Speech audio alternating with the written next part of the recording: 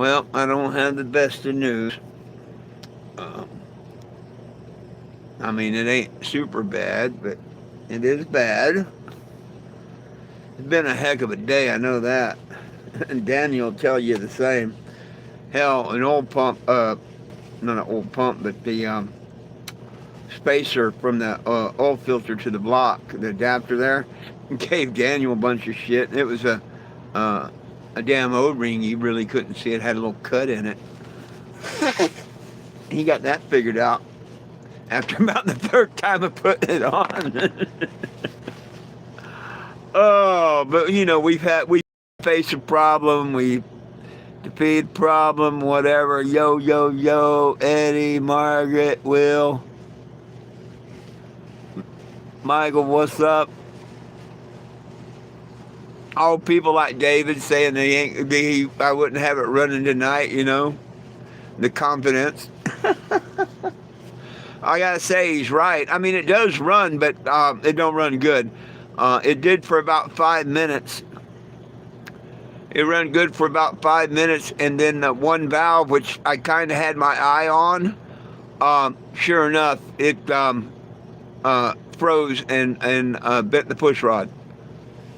So I'm going to see if I can get some heads done, and if I can, I'm just going to go ahead and have them redo all the valves. If not, I'm going to get a couple valves and fix the one valve and the push rod. We just got to see what's up. It means that it just had a bad valve in the head. Could be from setting so long, whatever, I don't know.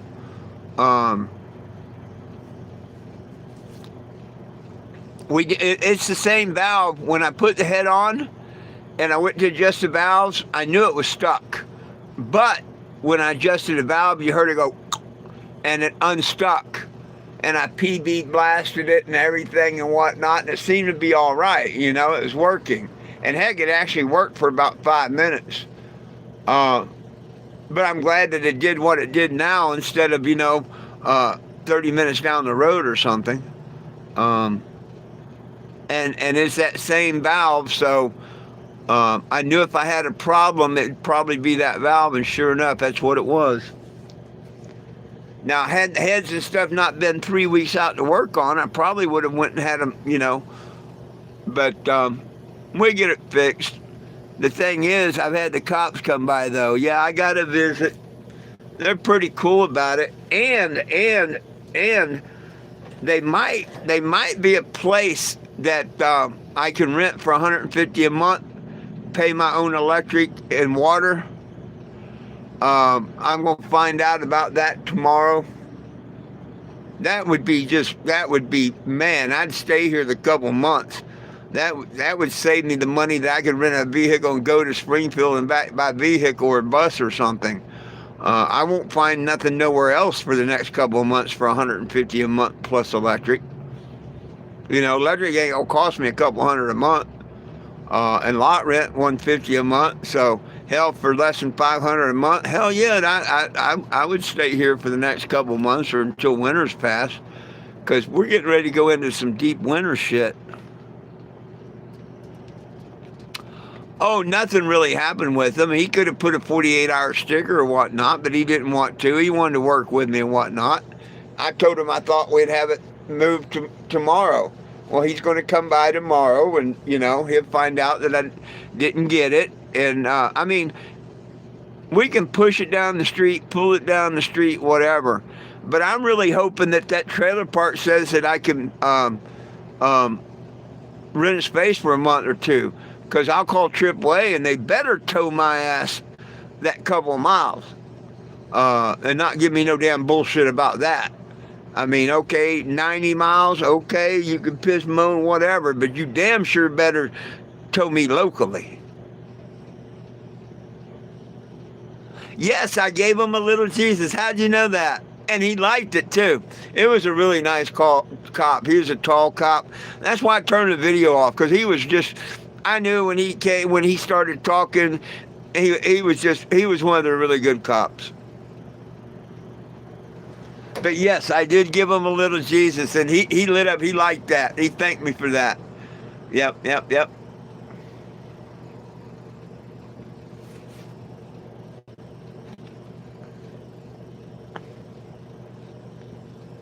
And I'm just going to tell him tomorrow, look, we ran into another little bit of trouble. And, it's not my fault that I may have to wait a week for a damn head shop. We're trying to get a place to put it in.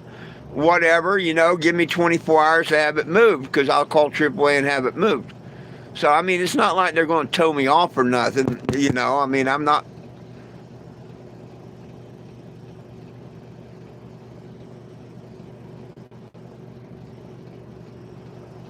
Because it's four, that's what he does. What brought that on? What did I miss?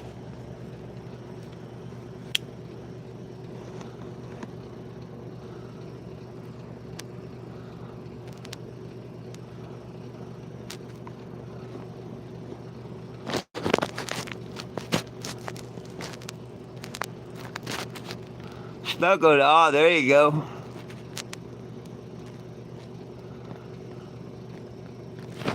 Because it's way his way. I like to give out them little figurines and stuff.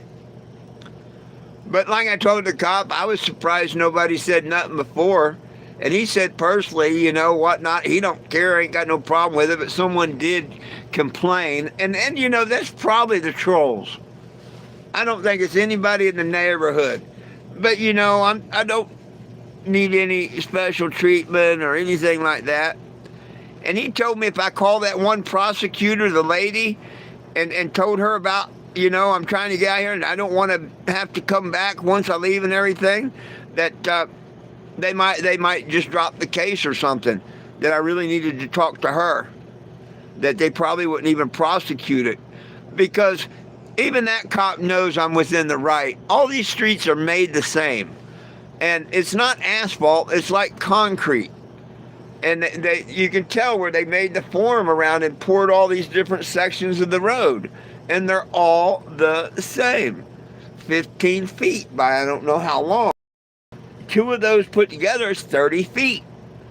So there's no way it could be across the street that I was in violation. There's no way it could be in front or behind.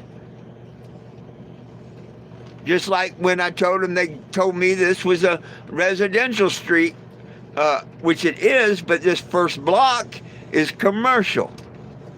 And he wouldn't agree or disagree or anything on that. I'm not going to get in that, what the other officers, which I don't blame them. But, yeah, he even knows. I don't see why they want to push it and make me come back to court instead of just dropping it and everybody being friends. Because if I have to come back or stay here, well, I'm going to file a tort claim.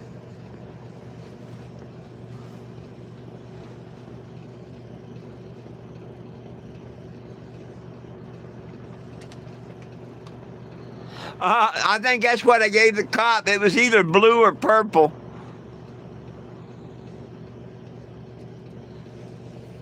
No, I didn't ask him about donuts, jokes. He was a really nice cop. He was a very nice and respectful officer. He really was. He liked my name. He liked my name. Yo, Frank, what's up?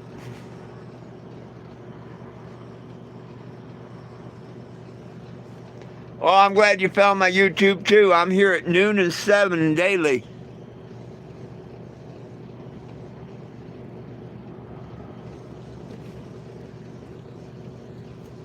What do you mean, daddy? Devin Rodriguez, hey! You only wish I was your daddy.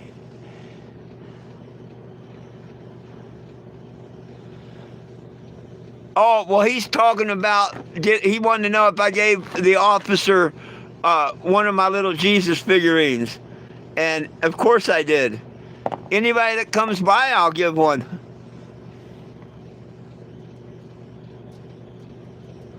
Of course, I'm still fighting for everyone's rights. But I'm having head problems right now. I just found out I had a bad valve in the one head.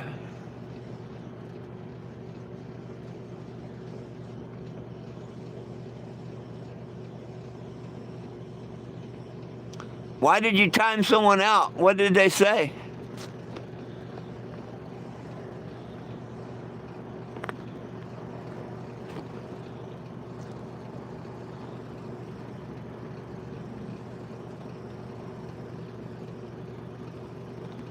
I'm trying to find out that message y'all took away.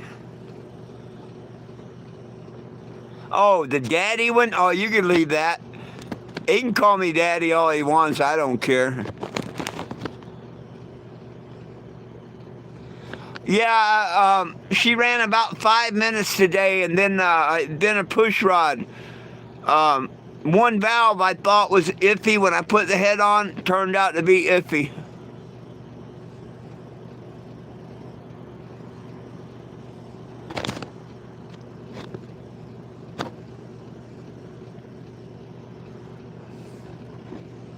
There, I just kicked stupid off the channel. He wants to keep saying daddy. We just kick him totally off the channel. Yeah, well, I just kicked him off the channel. Maybe he go find his real daddy somewhere. Hey, what's up, Mr. Greg? Cheers.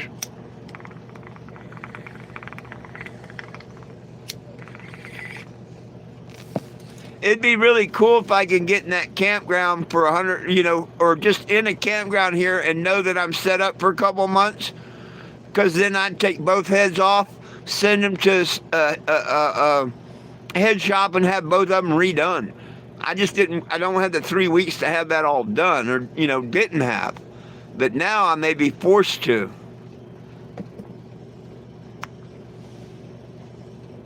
You look up 420JIM on the internet and push the button that says petition. And as soon as you push the button that says petition, follow the perks. Yes, please double tap the screen. Put them likes up there. Not a whole lot. I think that's Michael, isn't it? It's hard for me to see these names. Not a whole lot. I got one bad valve, so I got to take the driver's side head off. And she was sounding pretty good for, 5 minutes, whatever. I mean, even Daniel will tell you that. The damn spacer for the oil filter in the block, that gave Daniel hell for about an hour. When it first fired up, it sounded good, and then he's like, "Oh, shut it down, little leak." And we didn't replace the gasket, and so I went and got a gasket for it and fired it up, and it leaked like hell after that. It leaked worse. And I'm like, "Oh, what the hell,"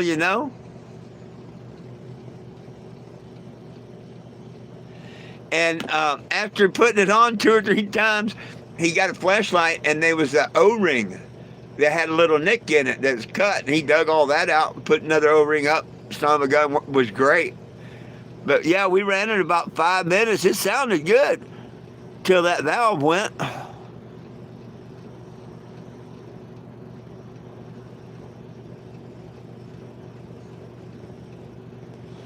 Oh, here and there. Here and there. I mean, they came by and talked to me today about how long am I going to be parked here, and am I broke down, and this, that, and the other, But they were very, very, very nice and everything. It wasn't like the asshole cops that had come out to me before and stuff. So, very nice, and I was really, impressed and everything, and hopefully he'd be that way tomorrow and understand that I'm trying the best I can. But I need a place to either take it to or get this valve fixed and whatnot and be able to drive it. I'm going to call some shops tomorrow. If nobody can get to it tomorrow or the next day, Daniel's got a friend and whatnot. They're going to take it out to his shop, and I'll just buy a couple of new valves or take a couple of valves out of this old head, whatever. But they have put it in the head for me and whatnot.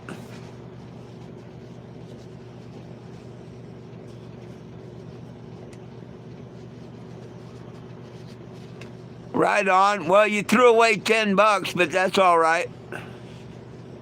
I mean, it goes to change.org. That don't go to me. But if you want to donate to them, that's cool.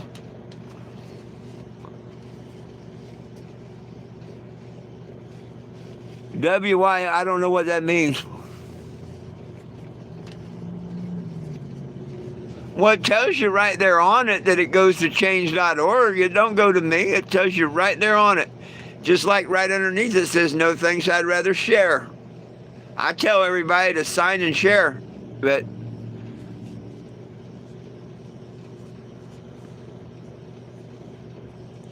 yeah, don't know what you're going to get. Good luck with getting your money back. Well, it is on change.org because they make it sound like it helps me. But I tell everybody, it don't help me at all. The only way to help me is through my Cash App.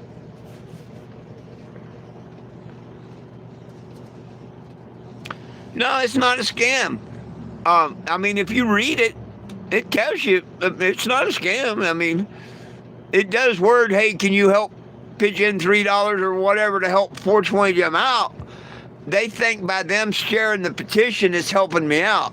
Well, so far with year 10, I know close to $100 has been put on that petition, and I don't see where they've been sharing it. You know what I mean? Maybe they're just sharing it to the wrong people. But I like it when people say, hey, man, I signed and shared it. That way I know it got shared. You paid someone to do what you should have done. Shared it. But, hey, I appreciate the signature. And I don't mind you donating to them. I think it's a waste of money. But it's all cool. At least I got your signature, and that's what counts.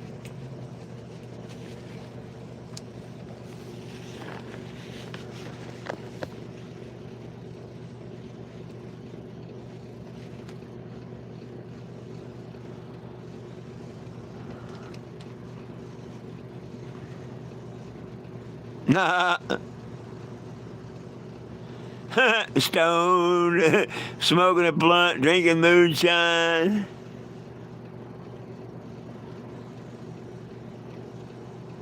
Oh, read the fine line. Yeah, there you go.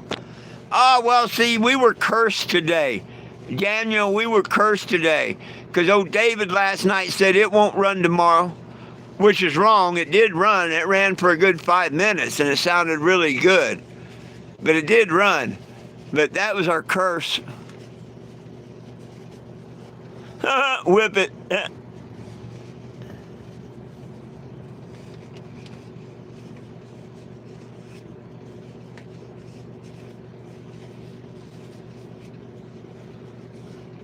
Oh, I guess they put my next goal at 1,500 or something. I don't know. It can't be near 1,500 because I only got 1,170 or something like that.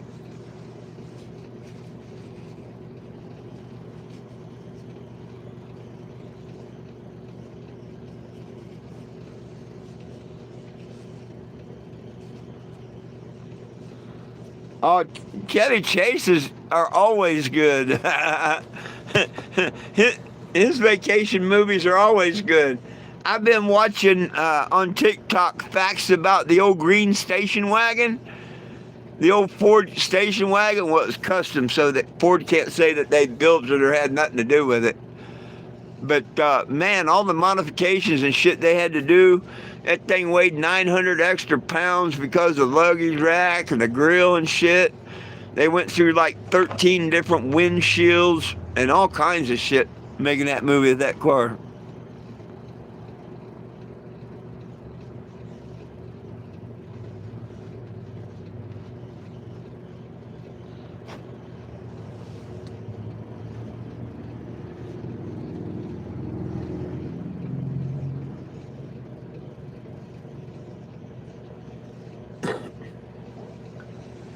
Damn it, Mon.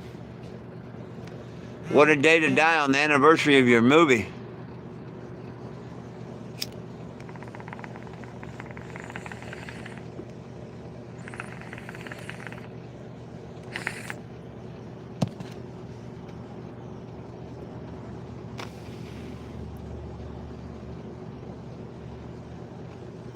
Oh, I'm glad you got it fixed.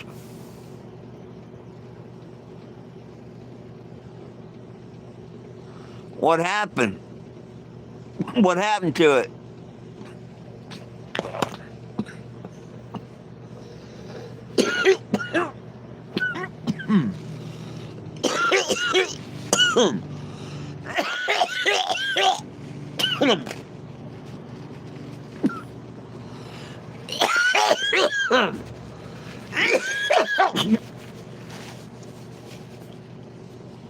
Oh.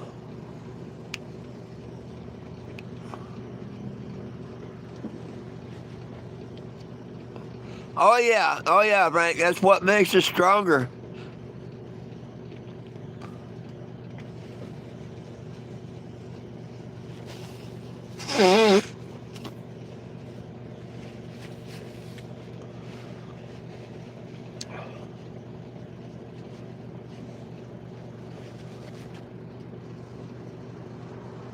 Oh, you think you're mad? I gotta take all the shit off I just put on off again.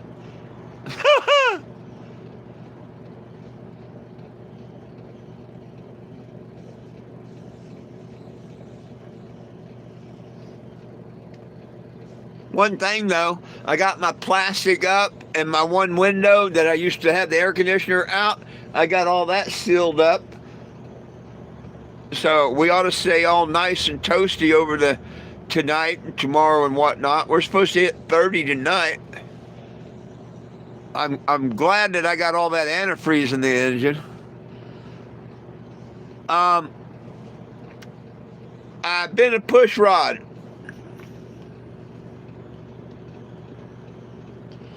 Snaps, I've been a pushrod. The number 3 cylinder, when I put the head on and whatnot, and I went to, go set the lag in the valves, the number 3 cylinder, you could tell that the valve was stuck. Because it got real hard, and then all of a sudden it went pop, and unstuck. And I sprayed her all down and good with not WD, but penetrating oil and whatnot. And I'd turn the engine here and there, and it'd been working and stuff. And it was one of them things.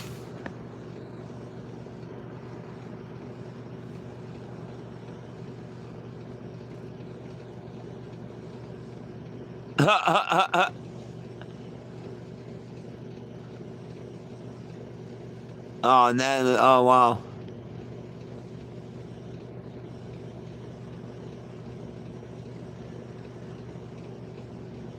So anyhow, I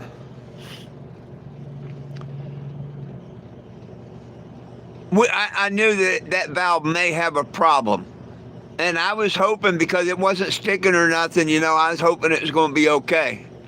But evidently not. I can see your comment, Greg. That's the first one I seen. Earlier you put you need some water, but I didn't answer to that.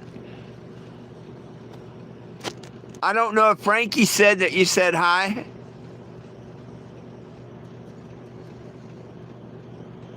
No, Frank, that's cool, because see, it's that valve. Now, it could have broke that valve, went down, hit a piston, and bam, bam, and busted a piston or something. So no, I'm actually lucky that it just been a push rod. See, when I first did the heads on it a month ago or whatever, I tightened them down way too tight, and when I turned it over, I've been a couple push rods myself. And whoop! And they're only a couple dollars a piece. I don't think it was $8 or $12 for 2 push rods. So no big deal if all I gotta do is replace a push rod. But that's what happened. That valve froze again. And no, it's been a push rod.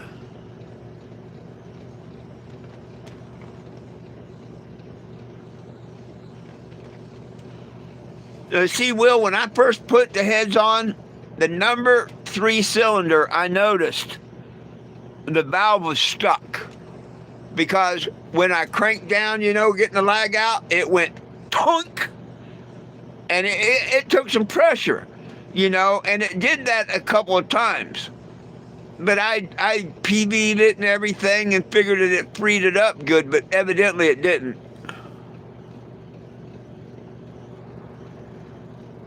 Oh, damn, don't want to set your couch on fire. A fire hitter's like a jug. You put a joint inside and you squeeze and it blows you a shotgun. Oh, if it ain't one thing, it's another. Hell, it gave Daniel and me a fucking heart attack today. 'Cause this is before the valve went. When we first fired it up, we were happy. It was sounding good, and warming up a little bit. And then all of a sudden, he's like, shut her down, shut her down. He's seen an oil leak. And it was where your oil filter goes to an adapter that goes to the block. The oil filter don't just go to the block. There's an adapter between it. Anyhow, we figured it was just a gasket, Didn't put a new gasket. Okay, so I go over here and I get a new gasket and everything. He puts it up and it leaks worse. I mean, pouring out. And we're like, holy crap, I didn't know if maybe we over-tightened it and busted the casting or whatever. And he took it down, put it back up 2 or 3 times. I mean, it just poured worse.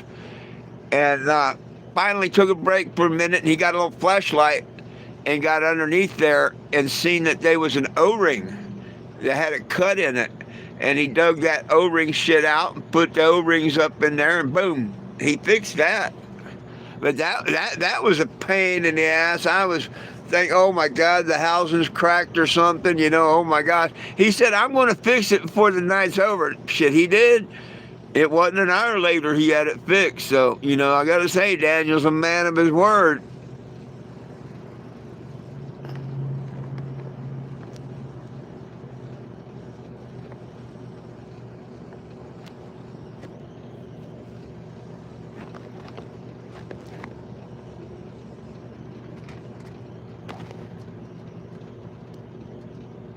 Canadian, right on. Oh, she sounded good. Even Daniel said it sounded good. I still got some sort of an exhaust leak. I mean, maybe I need to double up on the intake, the exhaust manifold gaskets. I don't know. It sounds like I'm still, having some bit of a exhaust leak, but other than that, I mean, she sounded good. And it wasn't until I romped on it a couple times and stuff, that valve did that.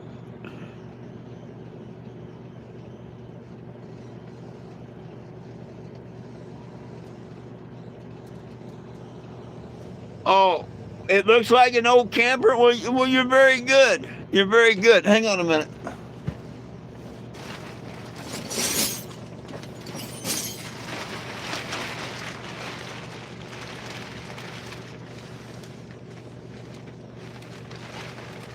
Oh.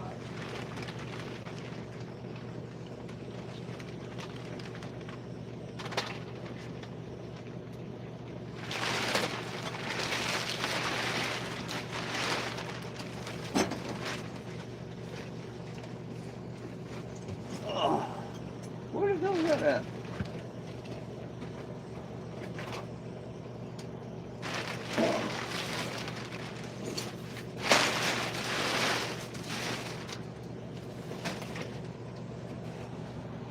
Well, one time it was an RV, but I have turned it into a mobile billboard. Well, let me show you the outside and why I say I called it a mobile billboard. Would you like to see why I called it a mobile billboard? Because evidently you haven't seen it before if you don't know what it is.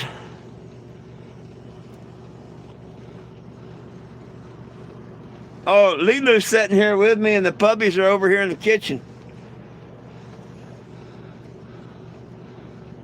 Well, I stay in it like a trucker stays in his truck. I have no choice. I'm out on the road. Now, when I come off the road, then I'll plumb it in and sewer it and everything and whatnot, and can stay in it. But it's no way, shape, or form being used as like a recreational vehicle now, because, like I say, if you haven't seen it, I'll show you. You can't drive this around recreational pretty much, because people always going to be knocking on your door and messing with you. Hey, you sell weed? Hey, this, hey, that, hey, that. It happens all the time. Hang on a minute.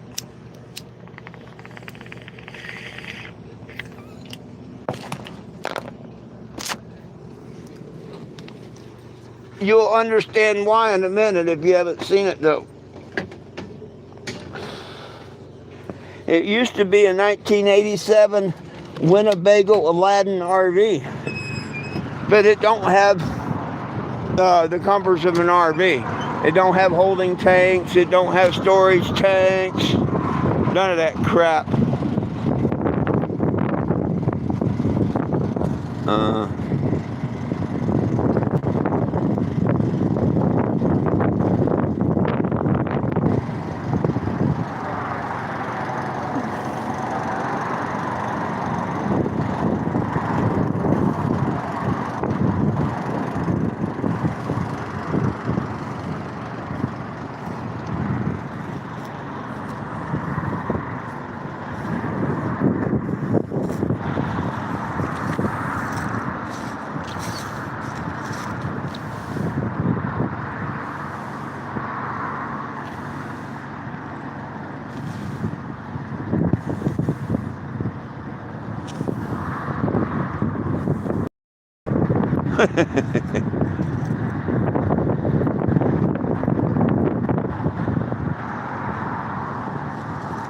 It'll work.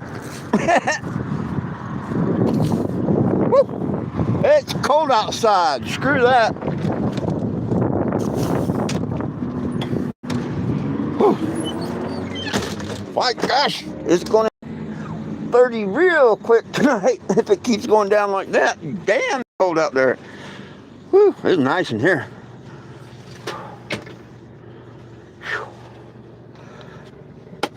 Damn it, man. Well, thank you.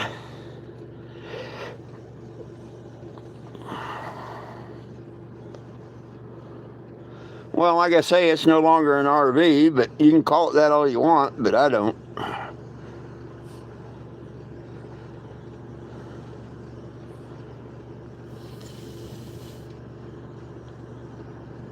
Jets. What do you mean jets? Jets what? Oh, thunder boom above my ranch earlier. Scared the fucking... Oh, okay. I didn't see that part. Yeah, it's not an RV. It's a mobile billboard, if anything.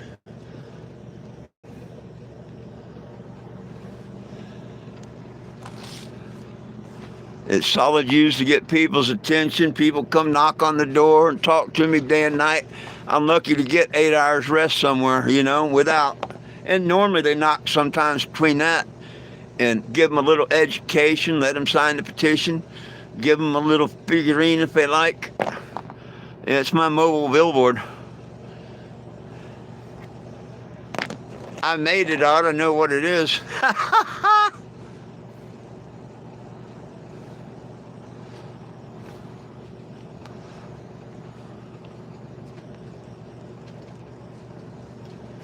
Heck, the way it's going, I may be around just enough time to get some of that jerky.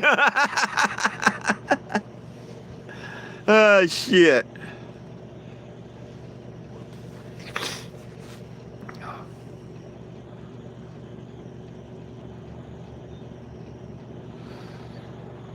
Well, I don't use this as a camper. I don't use this as a camper or nothing. I live in Arizona.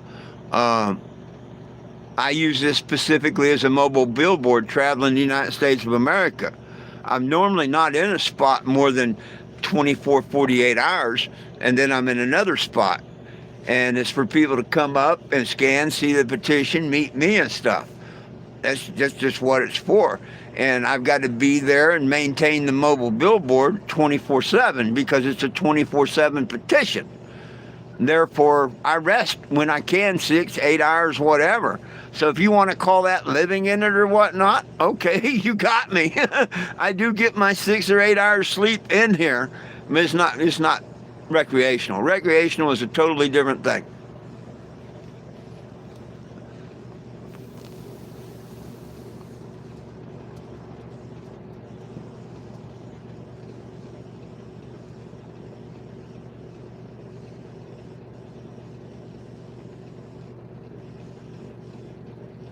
Big Smoky, what are you talking about? You know, I held the very first religious cannabis, the very first cannabis event on our religious rights at Mount Rushmore. Ross Don Meeks was my co-host. Me and Ross Don Meeks took over Mount Rushmore Amphitheater one year. I think it was in 2015. I pulled the permits and did a march in Washington, D.C. in 2016, the last year that Obama was in office. What do you mean, do I go anywhere? Just Google my name on the internet. You'll see hundreds of stories. Most of them are true. I mean, there's a couple lies out there that trolls try to tell, but yeah, just put 420JIM on the internet. That's my legal name, spelt out. FOURTWENTY, last name Jim, JIM. Type that in on the internet. You'll see hundreds of stories. Yeah, I've been to 38 states. I don't know what you mean if I stand here continuing the journey. I don't know, Mr. John. Right now, I can't continue the journey until we get her running.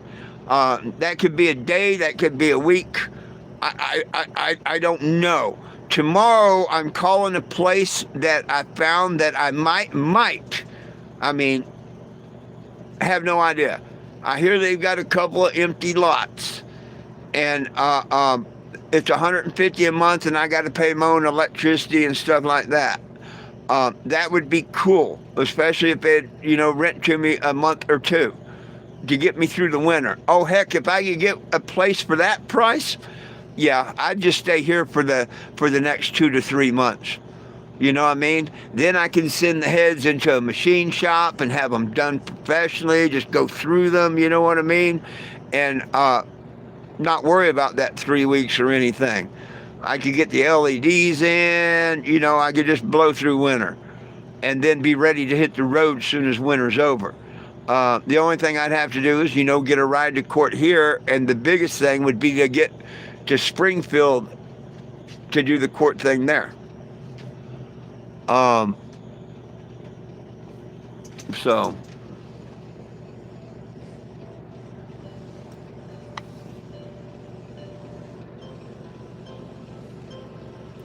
no, I'm not allowed on Facebook. Prissy boy Mark can't handle 420 Jim. He kicked me off of Facebook when I made the court cases against Walmart a Facebook event. Me and Zuckerberg don't get along. Oh, yeah.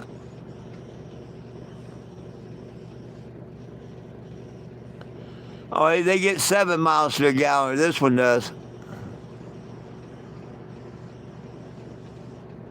Well, I'll know tomorrow whether I can get this place or not.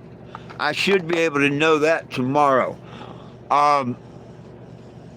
If not, and I can't get a head shop within 48 hours or so to do the valves, I'm going to send it out to, or send it with Daniel and his friend, the one that did the flywheel, and just let them put in new valves in that cylinder, or used ones from this head, whatever will fit, They, I trust them to put them in or do them, so.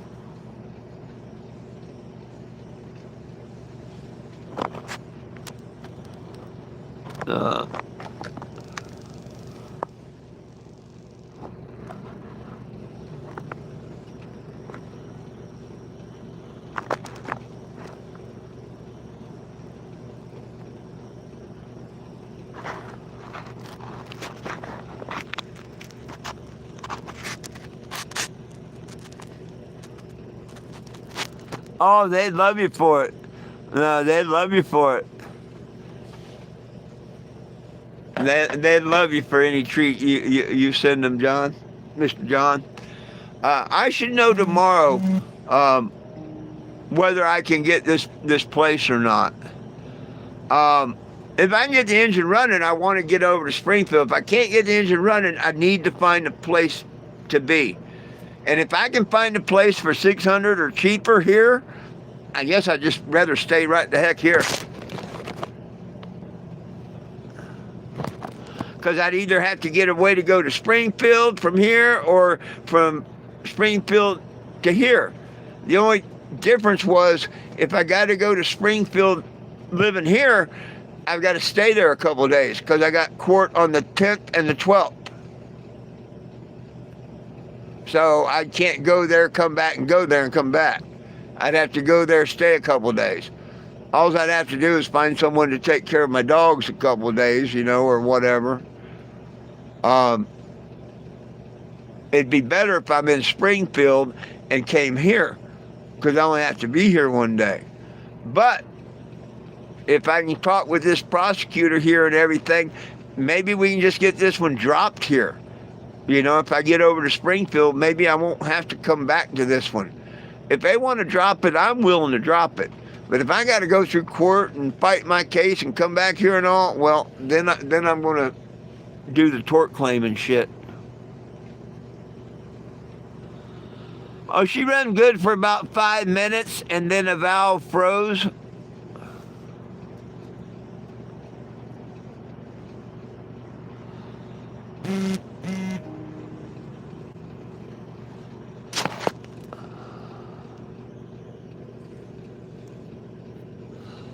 Oh, yeah, Will, I know that. Trust me.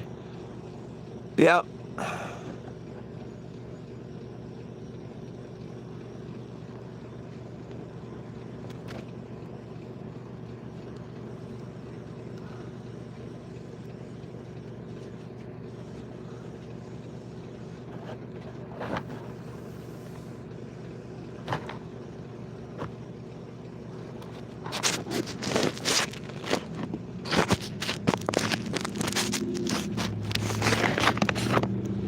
Yeah, they call it buses, mobile billboard, motorhome, RV.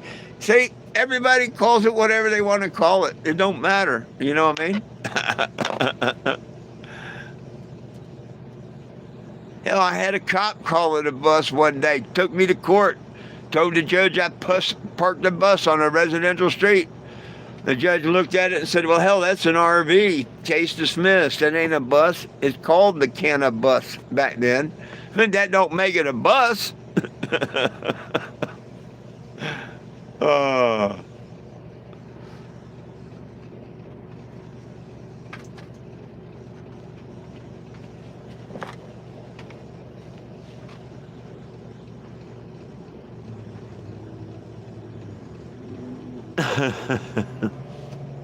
It's like the Jimmy, Jimbo. I don't care. Call whatever the heck you want. Although when people want to call me Jimbo because my first name ain't Jim no more, I tell them I got your bow hanging. I didn't like people calling me that when my first name was Jim. I sure don't like it when people want to call me that my last name Jim.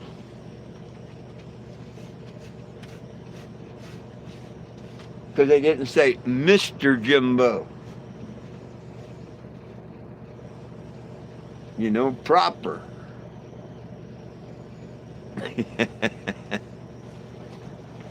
Oh, goodness.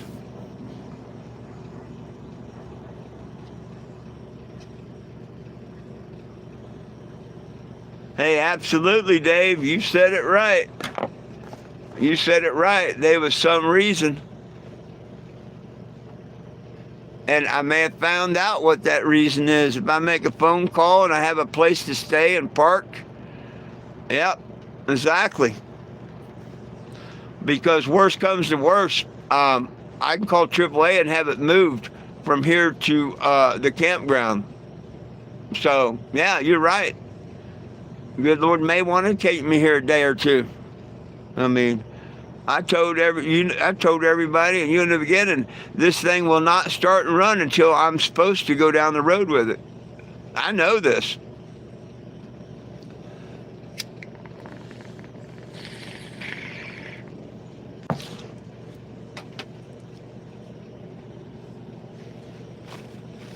I tell you what, she sounded damn good for that 5 minutes we had it running. Ask Mr. Daniel there. He'll tell you that. It sounded real good. But when I was getting into it, speeding it up and revving a little bit there and there and whatnot, well, that one valve got stuck.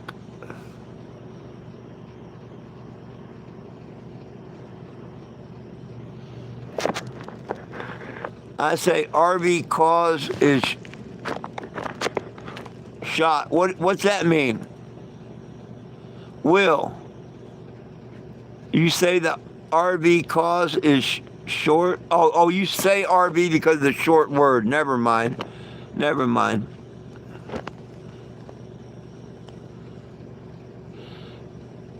Right on. There's a reason for everything. Dave, I guess so. It bent the push rod.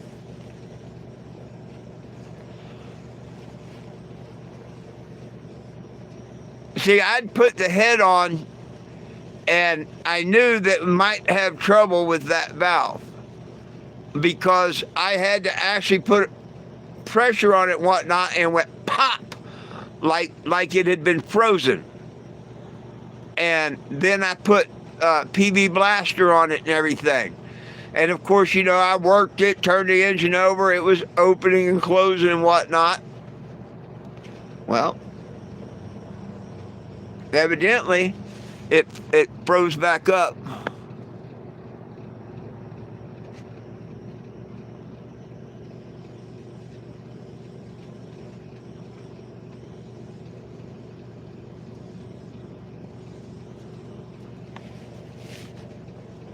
Well, it been a push rod this time, so I'm sure that valve's bad, needs to come out.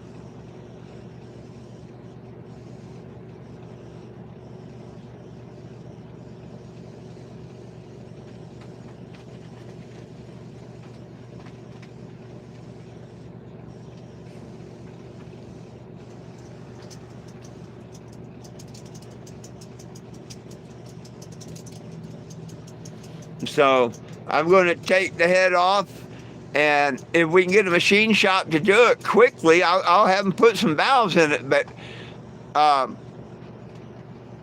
thought they were weeks out or whatever. Maybe not for just doing valves. Anyhow, Daniel says he can take it out there at his friend's shop and whatnot. And, I'll buy a couple of new valves to throw in it, or we can take some valves out of this other head, I guess.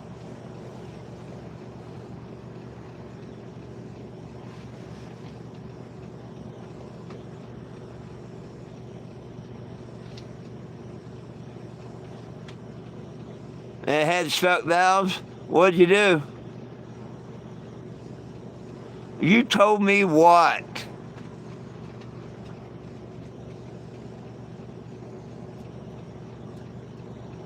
The only thing you told me that it wouldn't be running today, and it was running. It ran for about 5 minutes.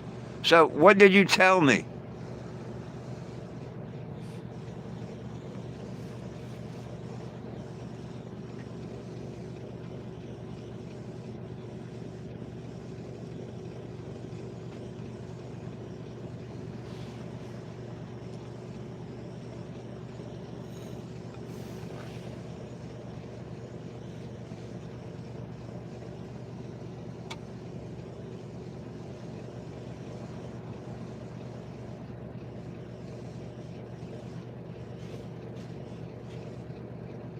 What are you doing, little ones? Huh? You like that warm air, don't you? Huh? You don't know what that thing is, but you like sitting right in front of it.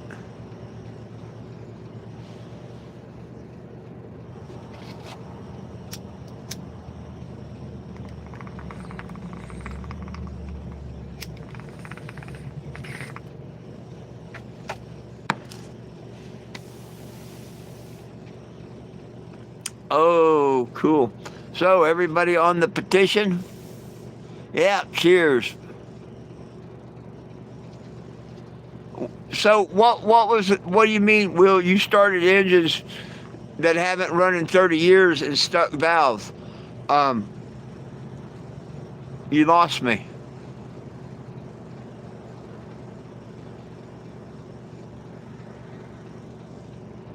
Did you replace the valves? Did you get them unstuck? What did you do?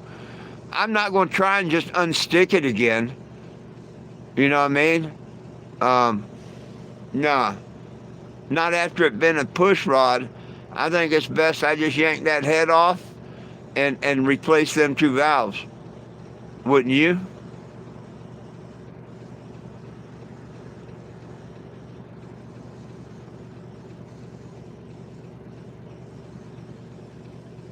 Yeah, but see, PV blaster and oil would work wonders too.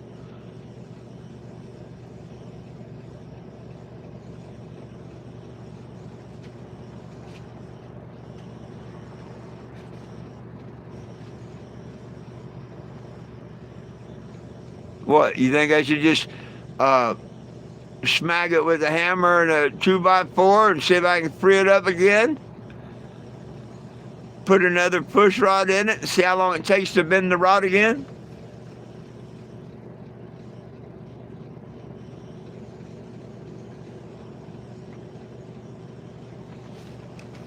No shit.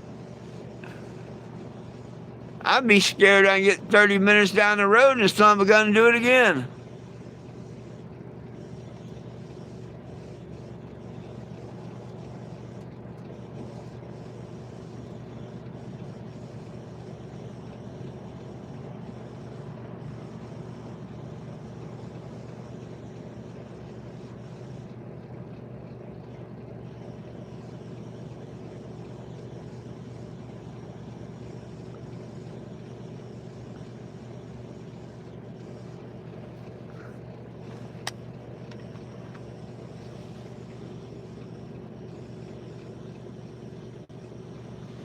I'll be damned.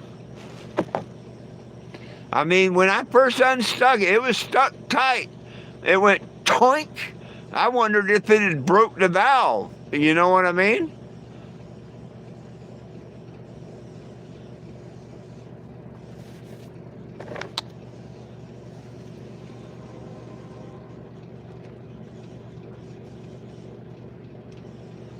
Huh.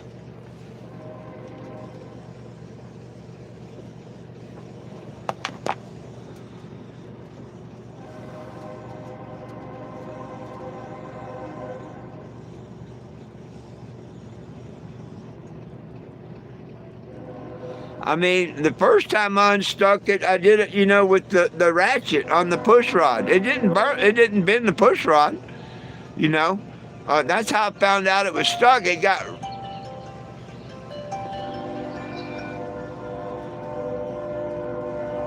got real hard, and I'm like, damn, I think that valve's stuck. And then all of a sudden it went pop. And it was kind of hard to, take the rest of the way down, but I bottomed it out as far as I could go. Put PV on it, let it come up and down a couple times. Turned her over and shit.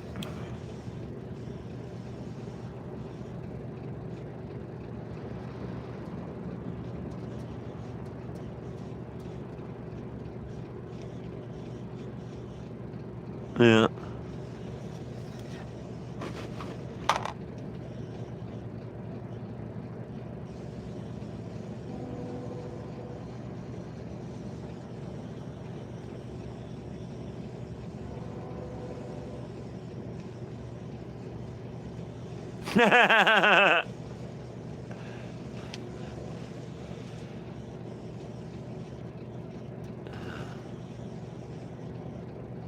And the number 5 cylinder, when I took the valve cover, the push rod had come, not bent or nothing, but the rock arm wasn't on the push rod. It was just off to the side and the push rod was there. And I'm like, how the hell did that happen?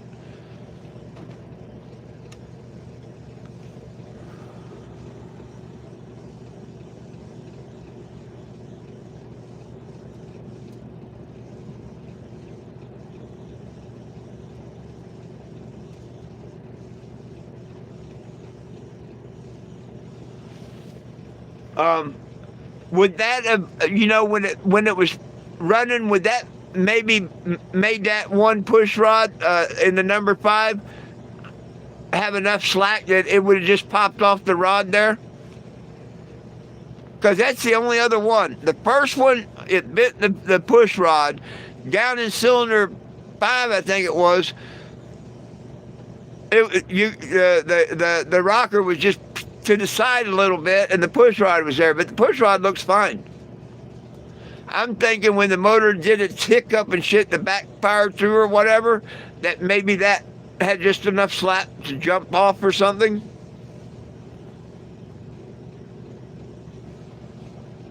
Do you know what I'm talking about there?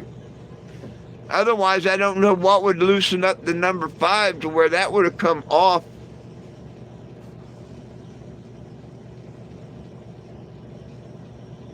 It being on the same side as number 2, I thought, well, that might have had something to do with it.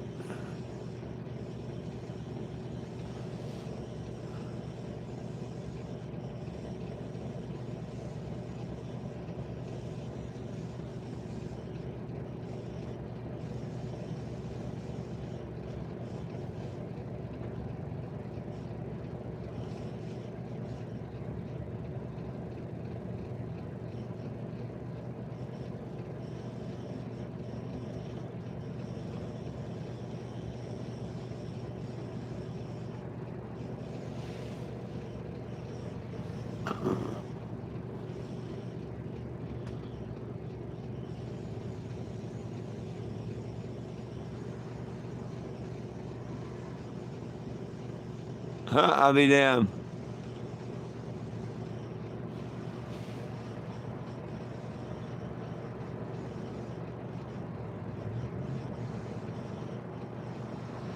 We took an old engine had been underwater and flushed and everything, but still it set a little longer than it should, and it was froze. I got the starboard engine freed, no problem, pretty all right, and got it running. When I went to go work on the port, man, it was seized. So, of course, I took all the plugs out and put Marvo mystery oil down each one of the 8 cylinders. And next day, put a bottle jack on the front, or a harmonic balancer, a breaker bar and whatnot. And then I took a bottle jack and set it down on the stringer underneath the handle there. And I put it to where it just had pressure on the breaker bar. And I put all that mortar down and again, about noontime or so, I went and gave it a couple little pumps on the jack handle, so now it's got some pretty good pressure on it, And I doused Marvo mystery oil again. Right before I go home, I did that again. I put Marvo mystery oil in all the cylinders, gave it another couple little pumps.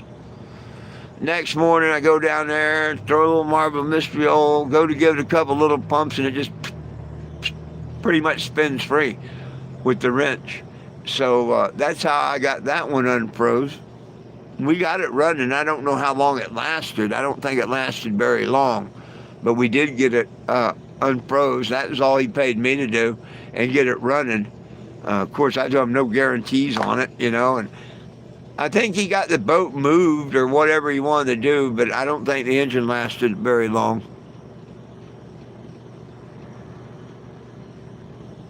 Oh, yeah.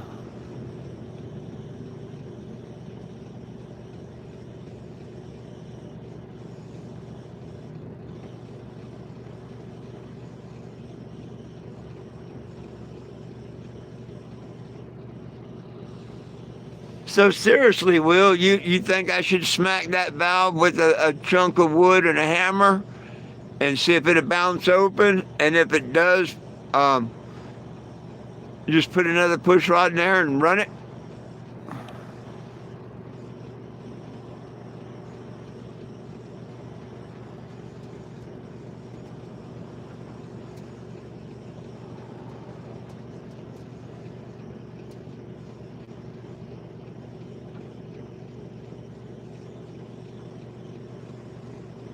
Huh.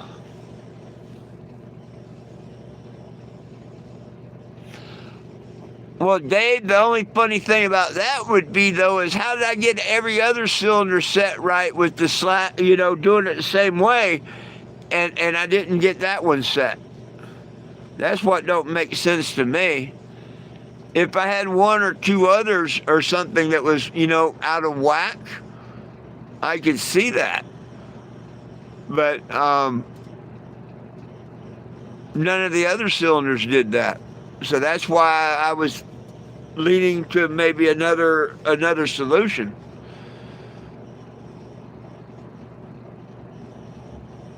Because I mean, they were no clatter or nothing. You can ask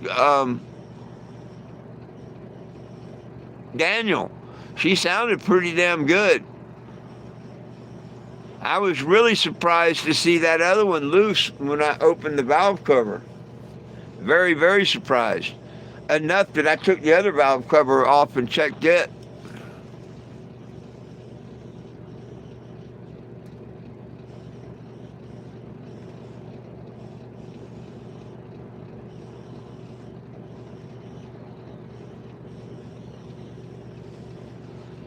Yeah, Daniel, I think we might do that. Oh, you've been here watching, huh? Cool. I think that'd be a good thing to do. I'll go tomorrow and get a compression tester. We take all the plugs out.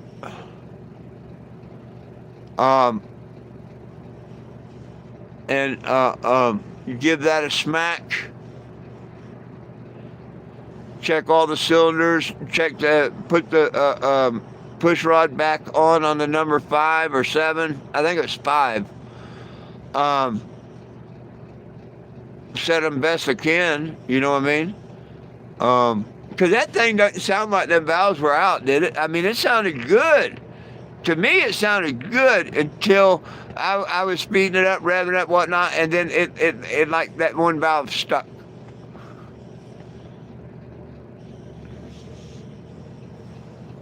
Like, she'll fire up now and everything, but, she'll pop back through the carburetor and shit and whatnot, and I don't want to do that.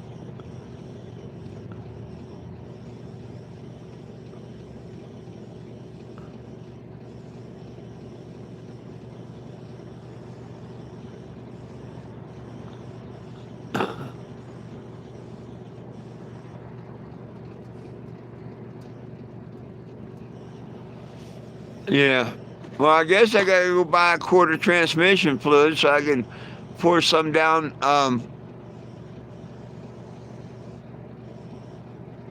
that valve.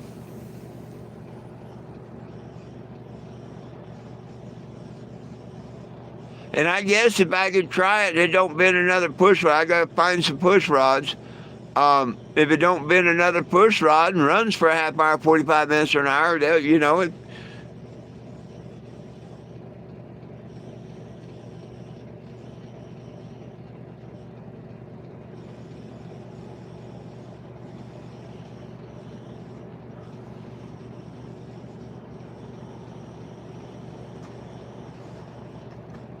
I mean, I'd love it if I didn't have to pull the head again and shit.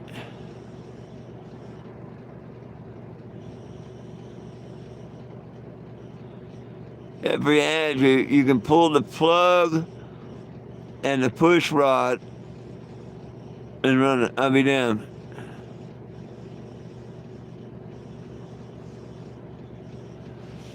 I just leave the push rod out and take the plug out. That's what you're saying? Because like right now, the push rod's not in it. The one that's bent, it's not in it. So I could just literally take the plug out and I'd be running on 7 cylinders, but I could run it, drive it to the trailer park or so, campgrounds, whatever, that would be cool.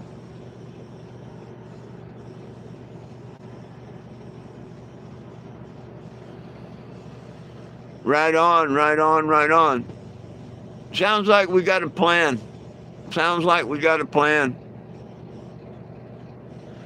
I'm glad you was listening in, Mr. Daniel.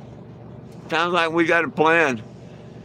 And who knows, Mr. Will and Doug saved me on the flywheel. Maybe they're going to save me on this taking the head off and stuff if we don't need to.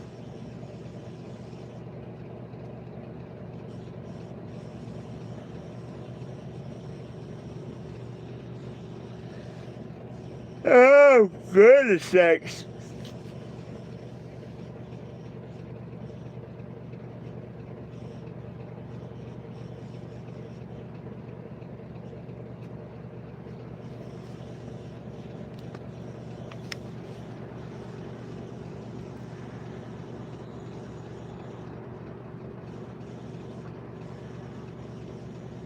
Uh, uh, uh.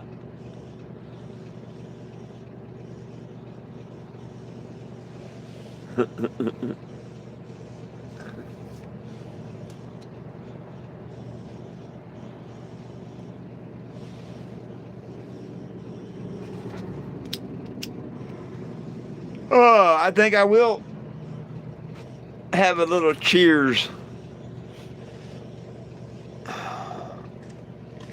Yeah, very little.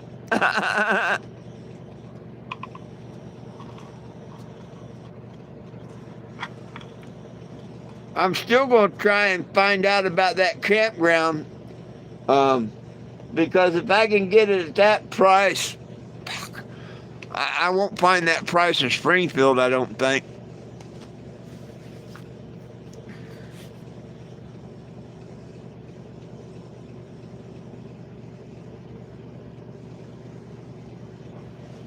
Oh, I hear you. I didn't think about taking the spark plug out.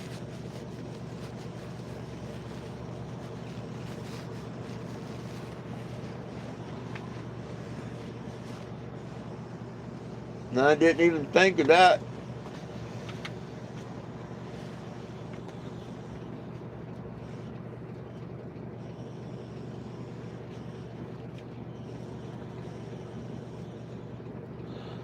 Yeah, I guess they have been sitting around a while. I didn't ask them how long or nothing. But, heck, I'm lucky it's only one valve, huh?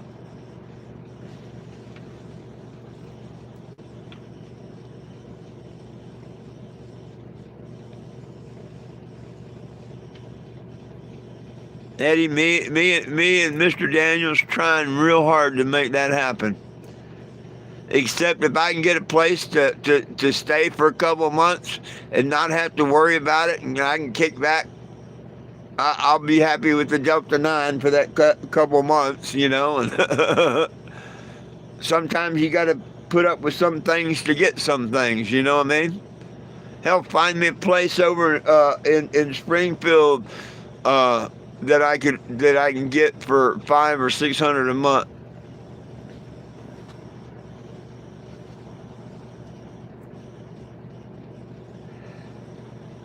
I mean, I don't mind paying $600 a month. That's what I paid $550 in Arizona.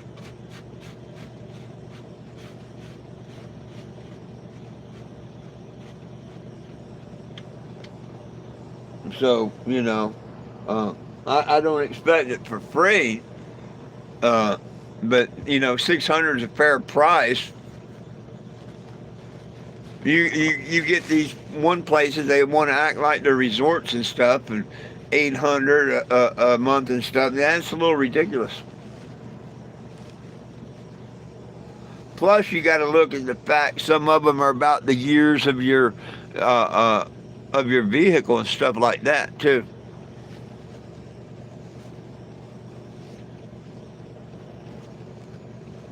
Some places they can't be over so many years old and shit. And how and why they do that, I don't know. That's stupid.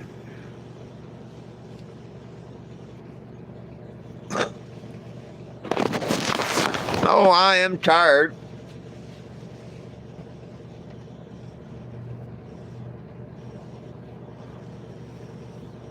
I get up at 5 o'clock, so yeah, I am tired. I'm not gonna hide that fact. Plus, I've had a couple of bowls now.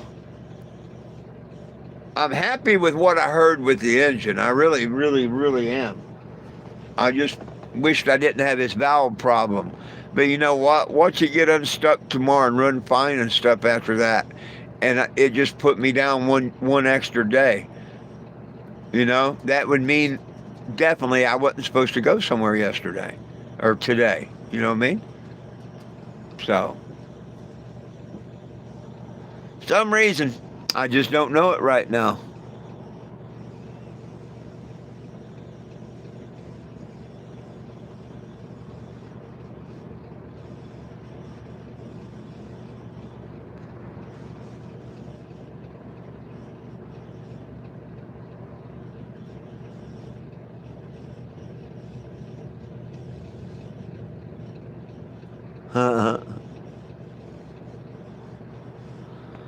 Well, what I can do is, if nothing else, uh, when that officer comes or whatnot, I can take the spark plug out of that one hole. I can say, watch this, and take that spark plug out of the one hole, fire it up, and drive it and park it on the other street and say, how do you like me now?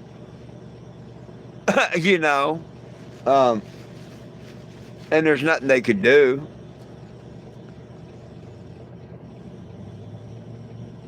I'd rather not do that.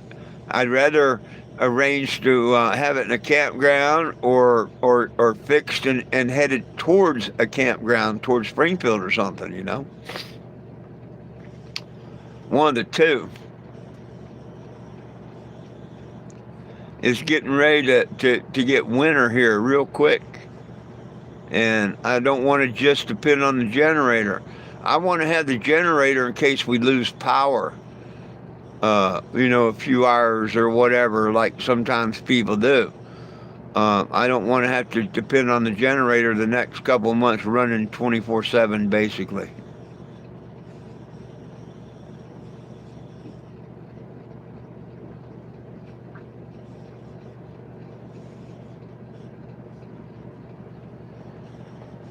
No. I had an officer, a really nice officer today that I gave a little Jesus figurine that he appreciated that really a lot. Um, he said someone has complained, which I know the trolls call and shit. They thought I was down at Walmart. They finally figured out where I was. Took them a couple of days and whatnot, and they call and complain and do their stupid shit, which the cop don't care. He just asked me when I thought I'd be leaving, and I told him probably tomorrow, which is true. He's going to come by tomorrow and talk to me and see what kind of solution we can come up with if I'm not moving. So, no, he's very nice and very good. And like I say, I mean, I wouldn't do that and be a smart ass. Hey, watch this, fire up and pull around the street. Very nice cop, very good. He didn't want to put a 48-hour sticker or anything on the RV. He just generally wanted to know what was up and if there's anything he could do, pretty much. So, yeah, really nice officer, real nice. There was a couple of about a minute or two maybe video. I started to do a live, but after talking to him for a minute, I ended it live because I just knew in my heart he was a good officer, and sure enough, really a really nice, good officer. So yeah, but no, he ain't told me to move on. They can give me a thing saying I have 48 hours to move it, whatever. But now she runs, she does run, and I can drive it around the corner and park it if I have to. I forgot all about, like he said, I just take a spark plug out. Well, yeah, I can run it enough to drive it down the street or put it on the other side of the street or around the corner. See, the good Lord takes care of me. And I hadn't even thought about that. And see, Mr. Will just happened to mention that. So see, yeah, I put all my faith in the man above, and see what happens? Answers come. Just like, what if he's 100% right and I can free that valve one more time and it's going to work just fine? Wouldn't that just be so freaking cool? You never know. Willing to try it, especially right now.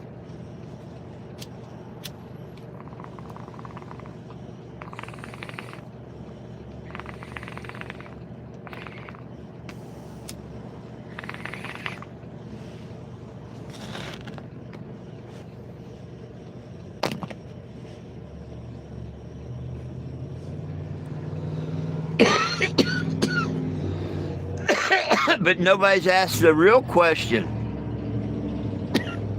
Y'all went all evening and haven't even asked the real question. What about the flex plate or the starter? Ah, y'all forgot all about that, didn't you? Nah, they're just fine, man. Uh, the flex plate and the starter, knock on wood, we didn't have one grind, one nothing, no nothing. It just, yeah. So, good job, attaboy, on that one. You know what I mean? Um, so tomorrow I'll have the plugs out doing a compression check. Well, I'll be able to just spin it over and do the valves. You know what I mean? And try and reset, redo the valves.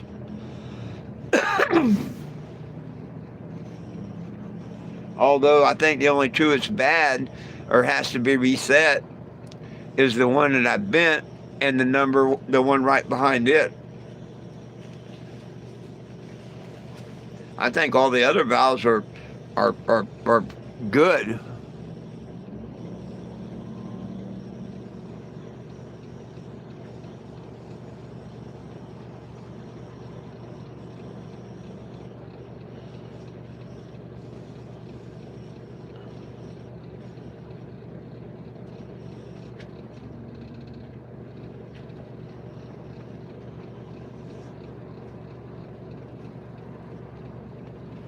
No, what did Daniel say about 13 messages up?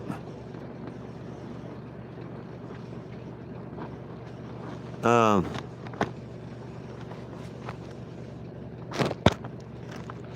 you mean where he said that he had transmission?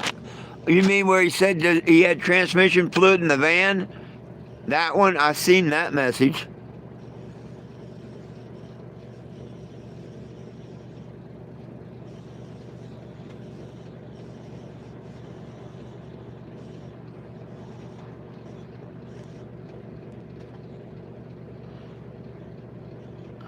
Which valve is stuck? I don't know if it's the intake or the exhaust. I just pulled the push rod out and I didn't really look.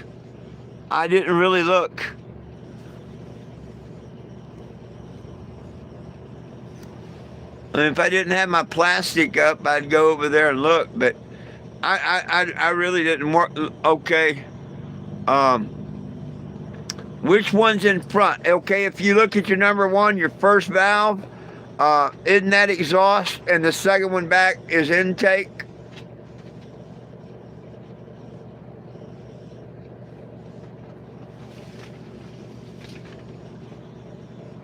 If you went to your first cylinder right now, which one is closest to the fan? Which one's closest to the flywheel? Isn't the exhaust valve the very first one and close to the fan, and then the intake's behind it?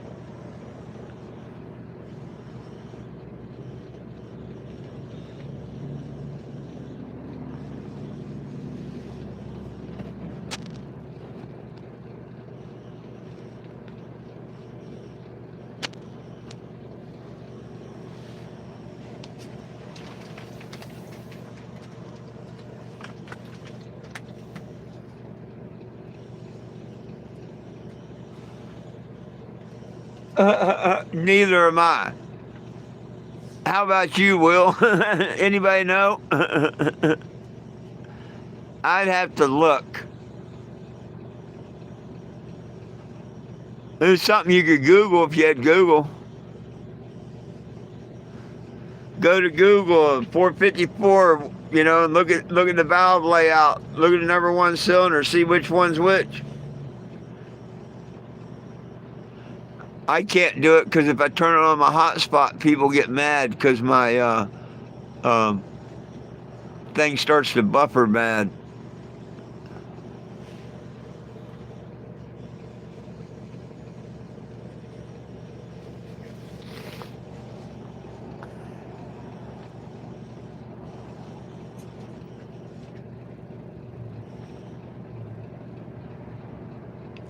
You think the one farthest forward is intake?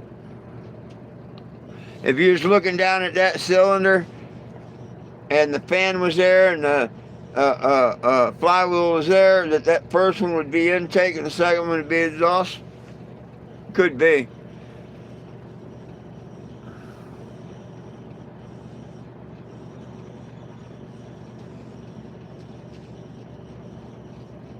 Damn, new transmission. Woo! I bet that cost a penny.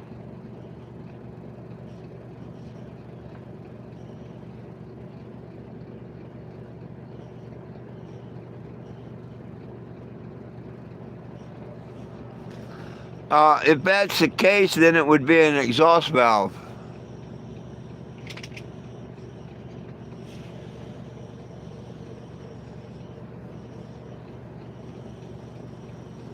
Or exhaust intake, exhaust intake. Oh, transmission line. Oh, yeah, I'm sorry. I just put my glasses on.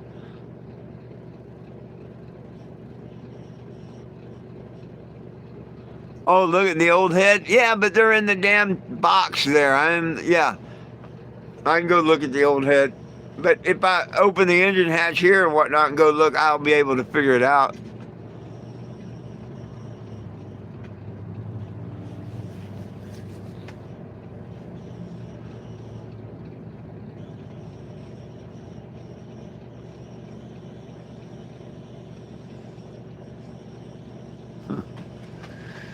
Yeah, we put the heads away, and I don't want to have to go out there and mess with it this evening. Too damn cold. Hell, I got to go over here and top off my gas tank, gas can, and fill up my generator before I go to bed. Because it's going to use a tank of gas to get it through the night with heaters running.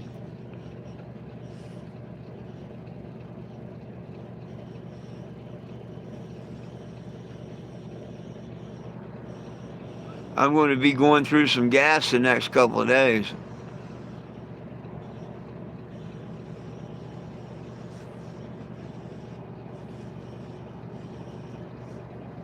Of course, I go through gas like that anyway.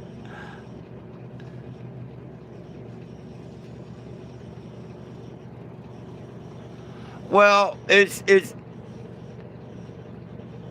not the first valve or the second valve in that first cylinder. It's not the first valve, but it's the second valve in the second cylinder, if I remember right. So if you're saying it's exhaust intake, that's the one that's bent.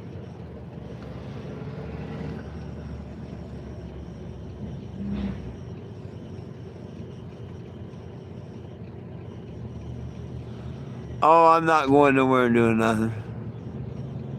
Damn, it's too cold to go out there. Well, it could be set. Okay, we'll go look in the box. If we set it in there and tilted it the right way, and I don't have to mess with it, we can look. How's that? But if I have to mess with it in any way, shape, or form, I'm not going to. Are we clear on that?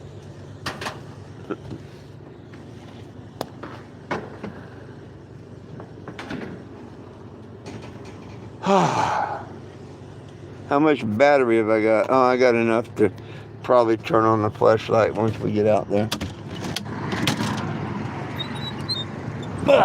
Shit. Shit, butt, piss, damn. Excuse my French. Woo! The wind makes it really nice. Woohoo! Extra added touch there, my friend.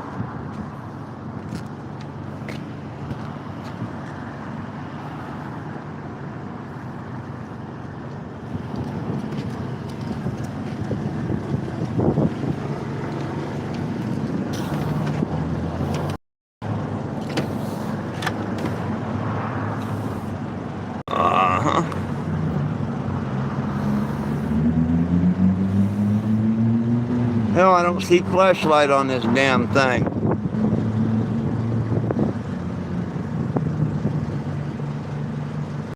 Flashlight.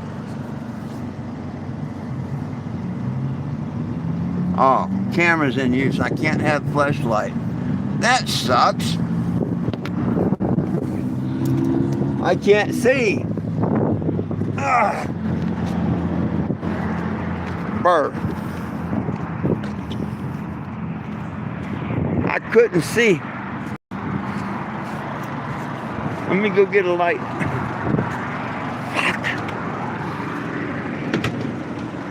Whew. Smoke. Why? Whew.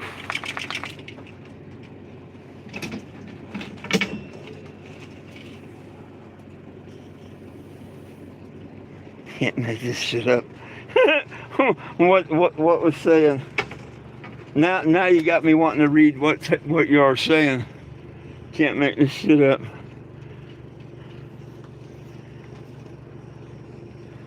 We're talking, oh, gas to get the head, not the deal. Okay. I didn't know that.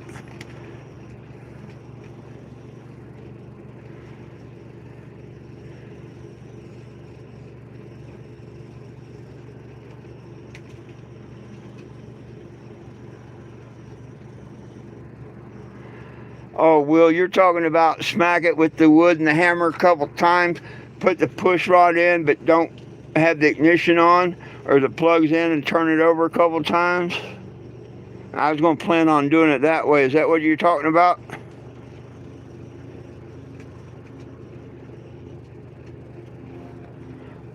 If I rent a campsite, yeah, you'll plug into electricity on it, but I got to find a campsite.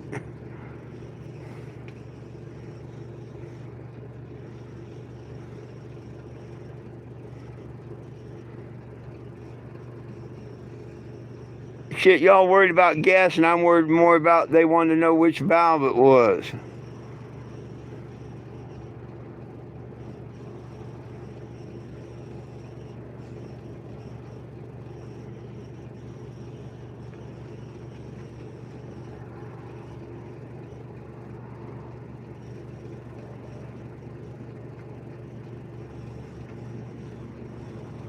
Well, with the camera, it said it can't do it because I had I'm using the video and it won't turn the flashlight on.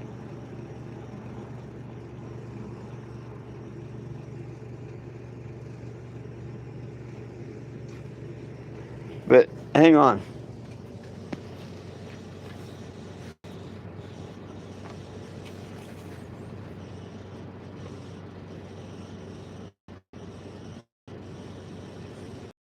Move, Lulu.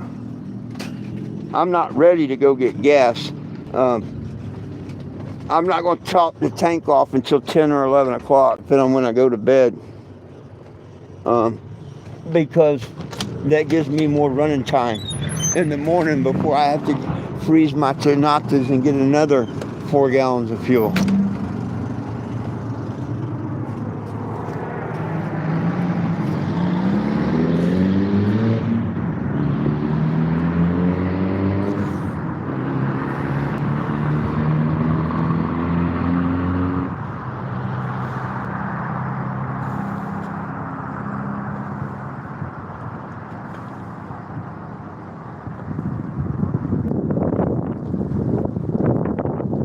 Problem solved.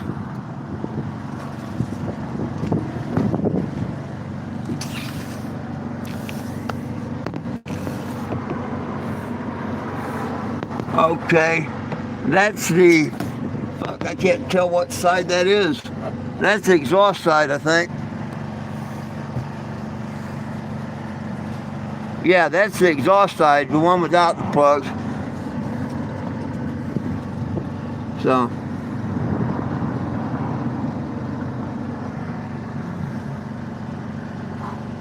Fuck, it's cold.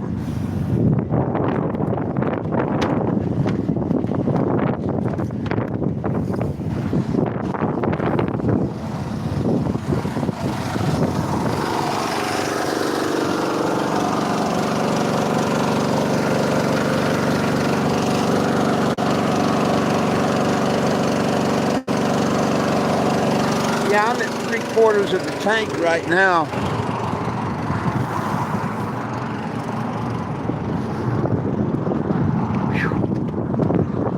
Damn, it's cold.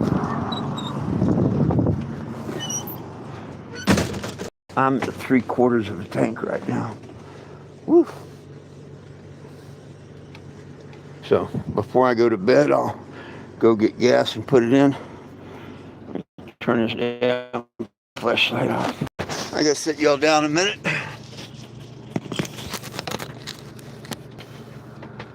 Woo.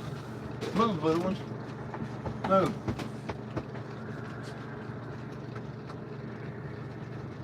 Move.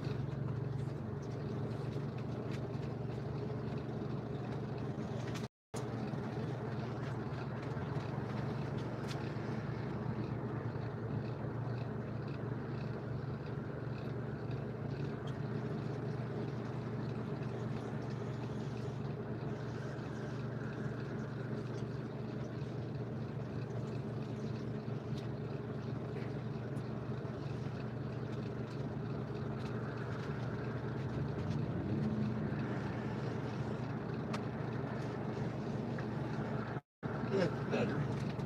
What are you doing, huh? Move. Get back. What? Sorry about that. Whew.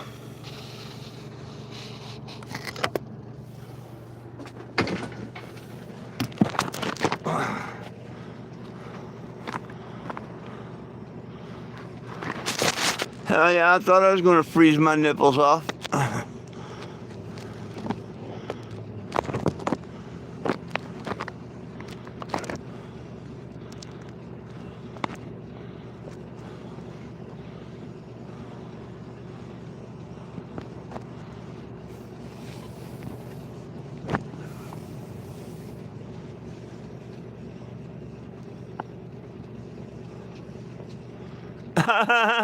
That's the old head.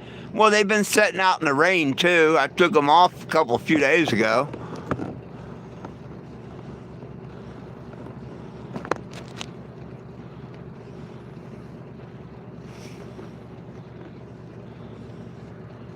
Yeah, I froze my nipples and shit.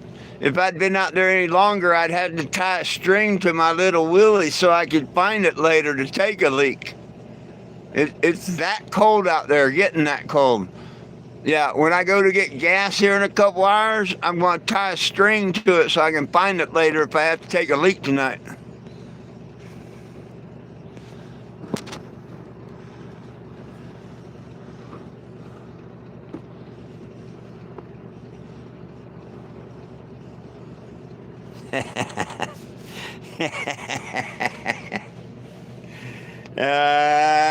Heck.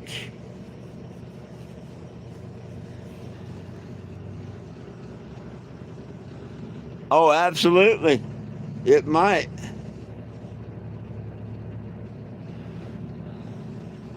It just might.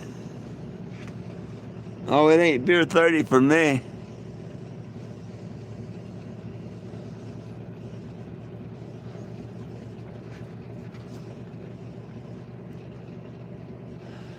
No, it's bowl 30 for me.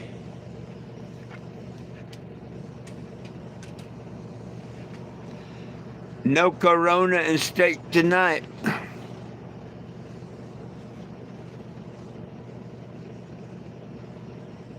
I was close. I was close.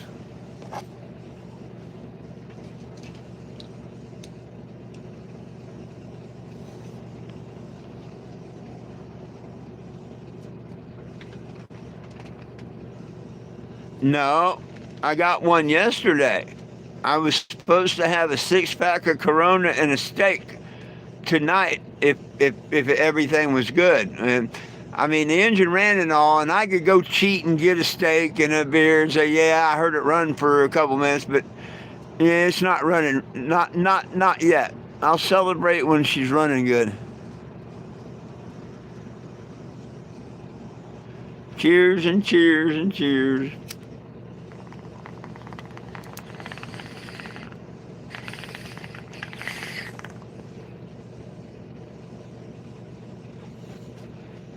See, I had one last night for shits and giggles. Pretty sure it was last night, wasn't it? Meaning I can't have one tonight for shits and giggles. I don't want to start drinking beer again.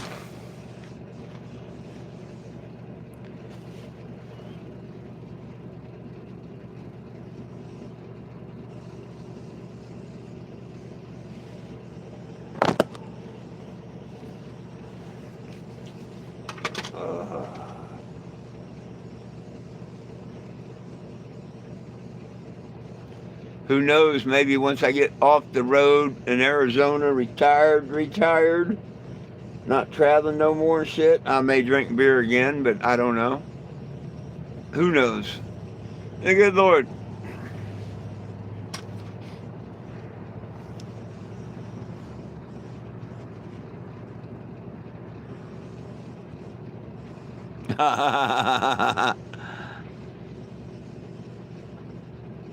You gone.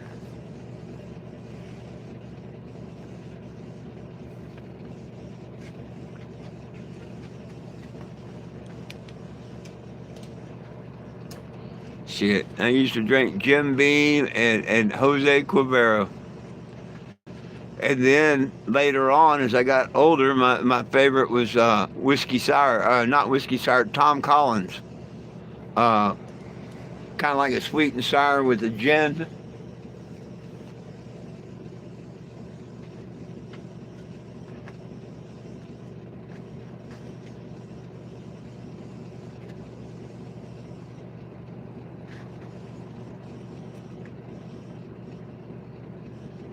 Oh, yeah.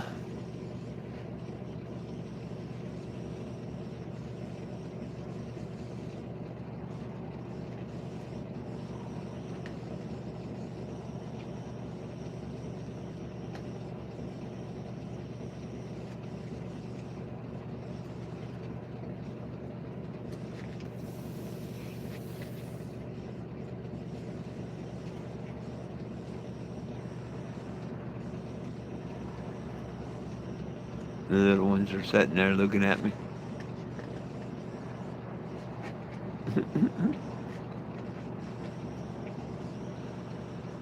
Oh, it is nice in here. I got to give it that.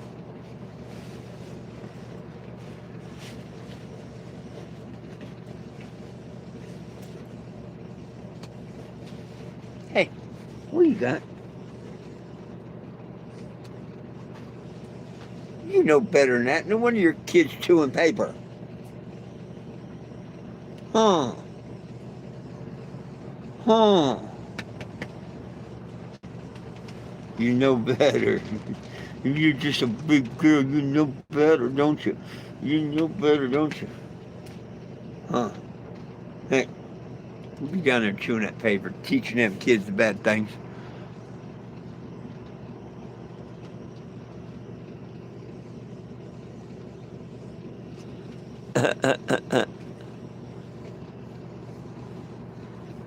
he, uh,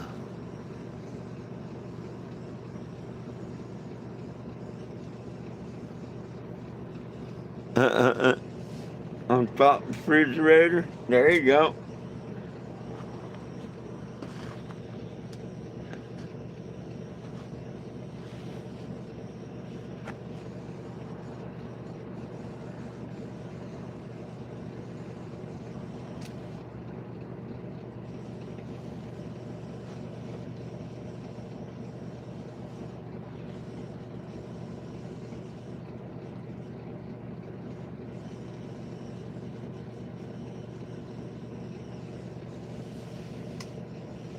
Well, shucks. I get to go to Burger King tomorrow. Get me a couple Whoppers for $8. That's not a bad deal. They're $3.99 Whopper Wednesdays. That's like half price. If I remember to get my Walmart discount, I probably would get them even cheaper than that. But I don't even think about that.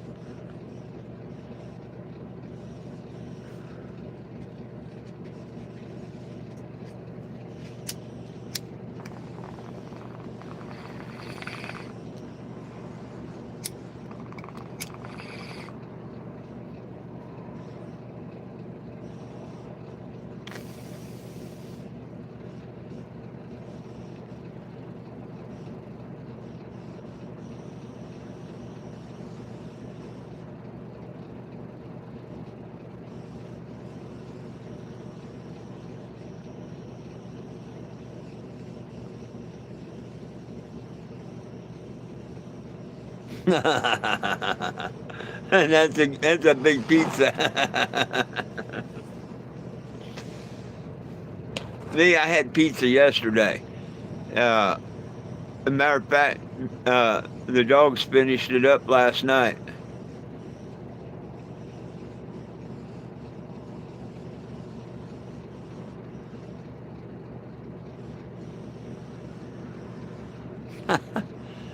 That's not crazy. That's good cats.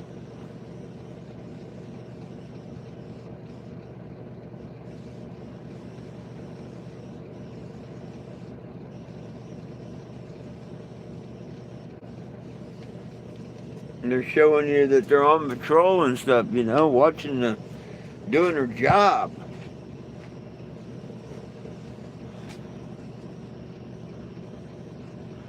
Cats are cool. They don't tell the cops where your stash is.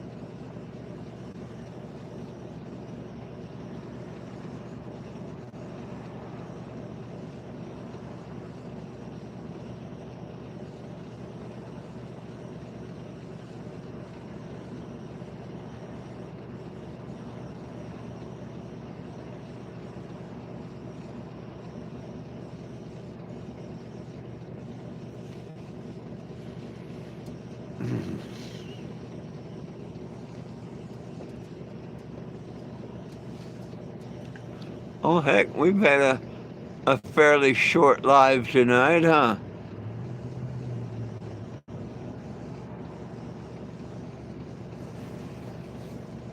I just noticed that.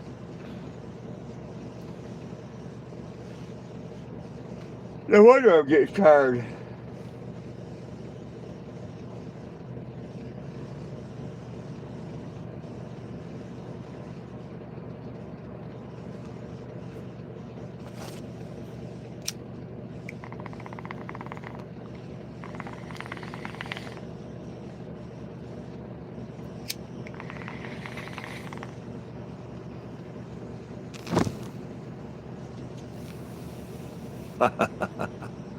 Y'all so crazy.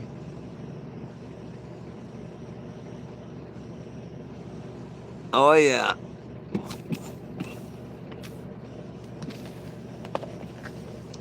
Hmm.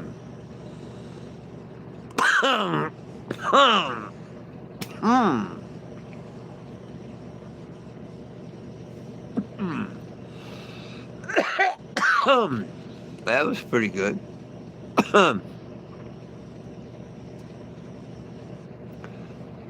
It was funny. I had just did that. I mean, no sooner did that like that and whatnot, then I'm like, sir, you got a minute? And I look, and there's a cop. And I'm like, yeah, I'll be right out.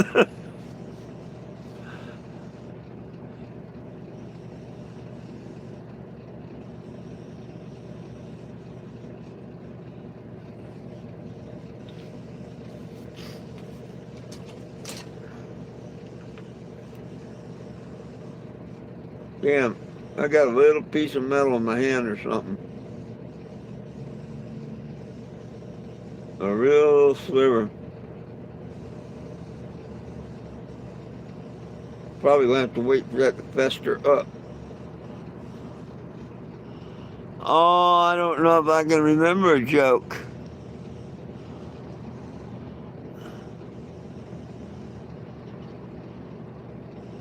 Well, yeah, well, the Delta is, yeah. Yeah. The hemp flower, the Delta flower, what I smoke's legal, yeah.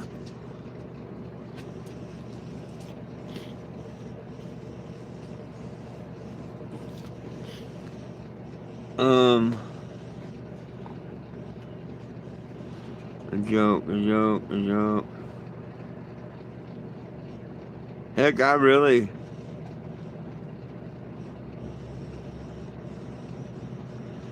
Yeah,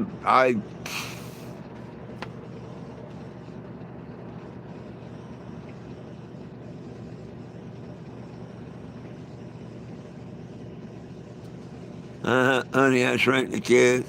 Now I could tell a story instead of a joke. What kind of story?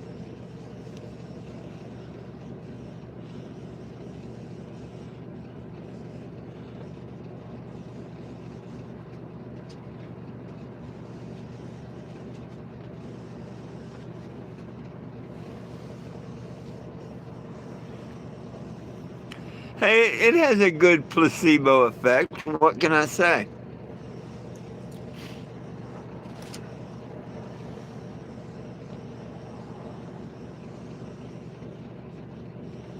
Weed. So if y'all settle for a story instead of a joke, what kind of story? Because see, I don't know what stories y'all may have heard or not heard, or I've got all kinds of different stories. I have stories that happen in life, stories that happen, in the mission. What do you want? What do you want from me?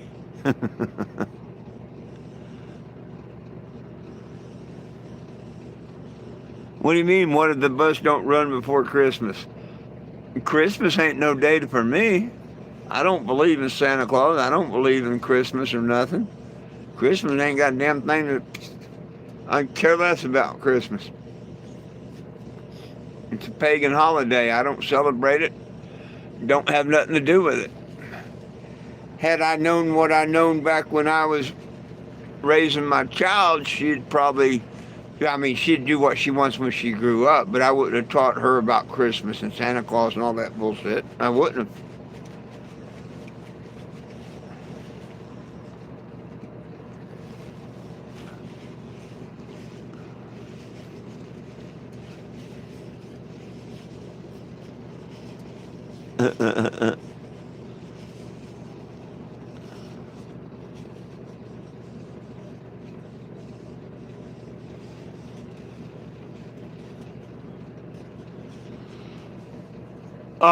The most like city and state would have to be out there where the Howard County Healing Fields is in Greenburg, Indiana. And it's not because of the organization or anything like that, but it's because that's where the vets, the Vietnam vets and stuff, asked me to be their voice. And I promised them I would. Now the trolls have tainted that and everything, and hopefully we get that straightened up next year. Because that's once I retire, that's going to be one main thing I do, is get my membership reinstated at the Howard County Healing Fields, even if we have to go to court to do it. I promised them vets that I'd fight for them, and there's a lot of vets rolling around their grave because some disrespectful, shitty vet wanted to do what he did. And Scott Winslow Albert knows what he did and whatnot, and it's all going to come to light here before long. It's got to.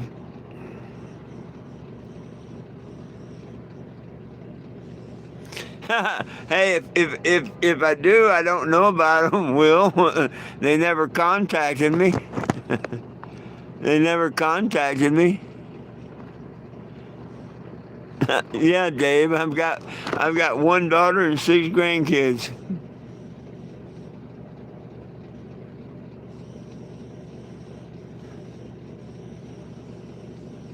Oh, I'm sure I have. Yeah, I'm sure I have in many, many years. But I tell you what, my driver's license is about as clean as a driver's license anybody could get.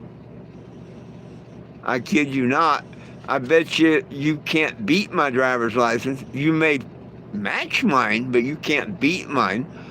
Uh, so That's one thing that I've always cherished my driver's license, because it's not a right, it's a privilege, according to them. But according to the Constitution, we have the right to travel. And I'm traveling, I'm not doing nothing in commerce. But, try and fight that one in court. Yeah.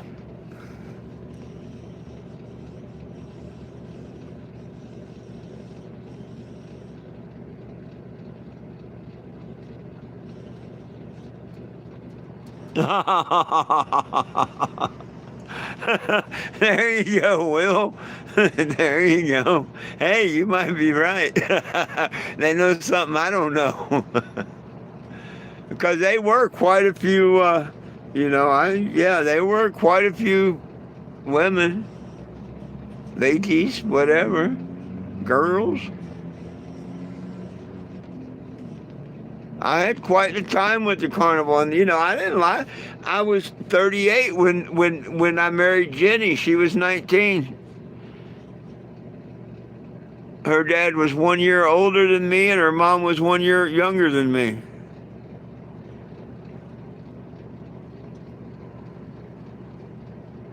But heck, we were married 7 years. I'd never get past that 7 years with none of my lady friends. Never could.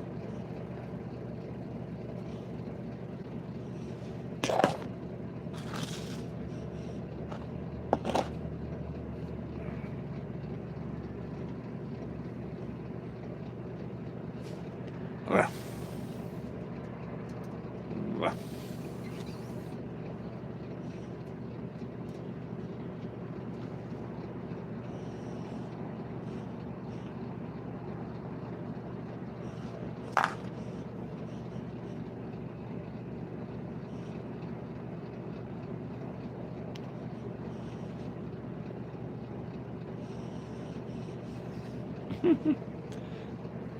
How's it bad? We were married. Her dad and her mom was at the wedding. Everybody was there.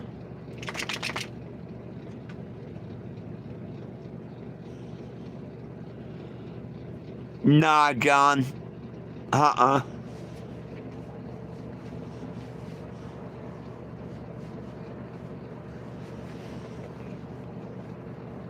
And I'll be the one to admit I screwed that up.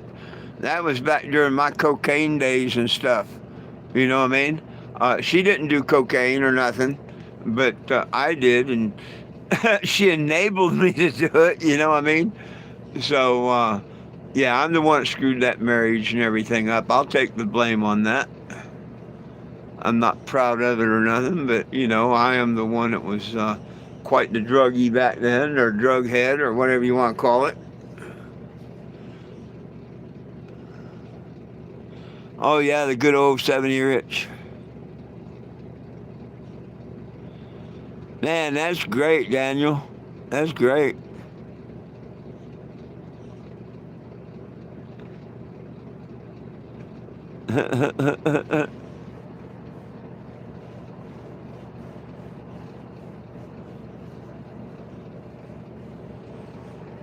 Oh, Frankie's going to have a laugh when he watches this later.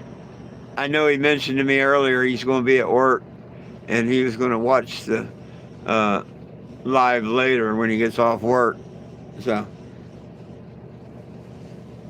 shout out to Frankie if you get to this part.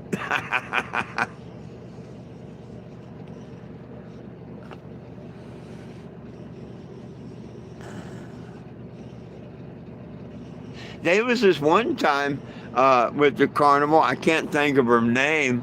I met this girl, and I didn't know it. The first couple of nights, she came to the carnival. We walked around, we rode rides, this, that, and the other, and she wanted to take off and join the carnival, whatever. Anyhow, she came over to where me and my cousin was and spent the night. And I get in bed, and I was freaked out. Yeah, she was a minus one leg. She was an amputee. Now, had she mentioned that, or had I had any clue or whatnot, it wouldn't have hit me. I mean, I didn't like, or nothing like that. But whoa, it did. It's like, whoa, I wasn't expecting that when she had one leg. I wish she had warned me. I kept my reaction to where I didn't freak her out or nothing, but yeah, that was a big surprise. And I'm like, wow. I mean, I thought she had a limp, but I didn't know she had a prosthetic or anything like that.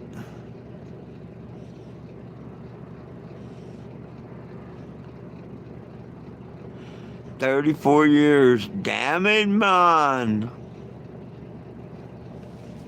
Yeah, I just never could get past that 7 years. I was cursed.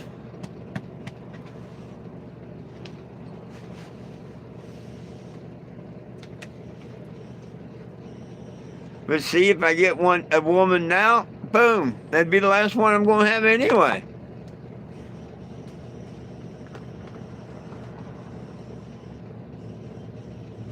That'd be like 74 years old, hell.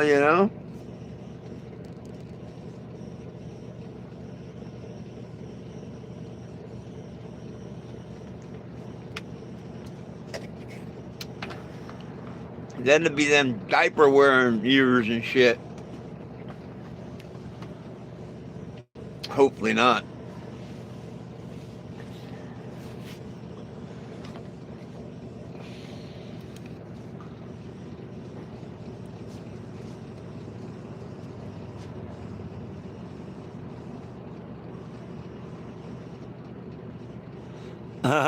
Greg got 40. There you go. 41 in January. Well, by gosh, bless your hearts. Bless your hearts. Bless your hearts. Tomorrow we're going to find out whether I'm going to be here in Wichita until like March, April, whatever, when the weather starts to clear up after the winter and whatnot.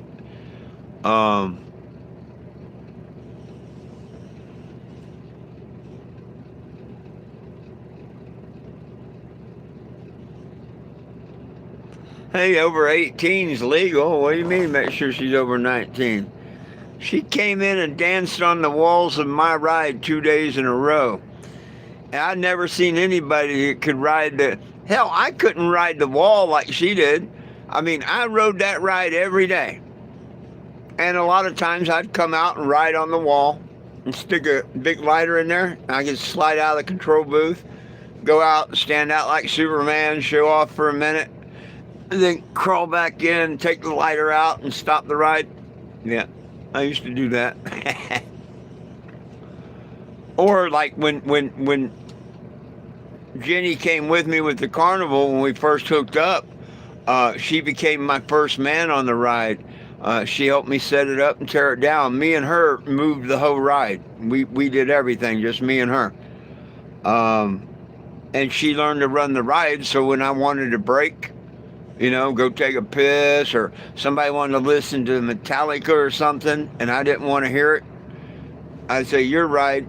And just like the girls dance on the ride for me, oh yeah, then guys would be dancing in on the ride there for her too, so she enjoyed the guy shows.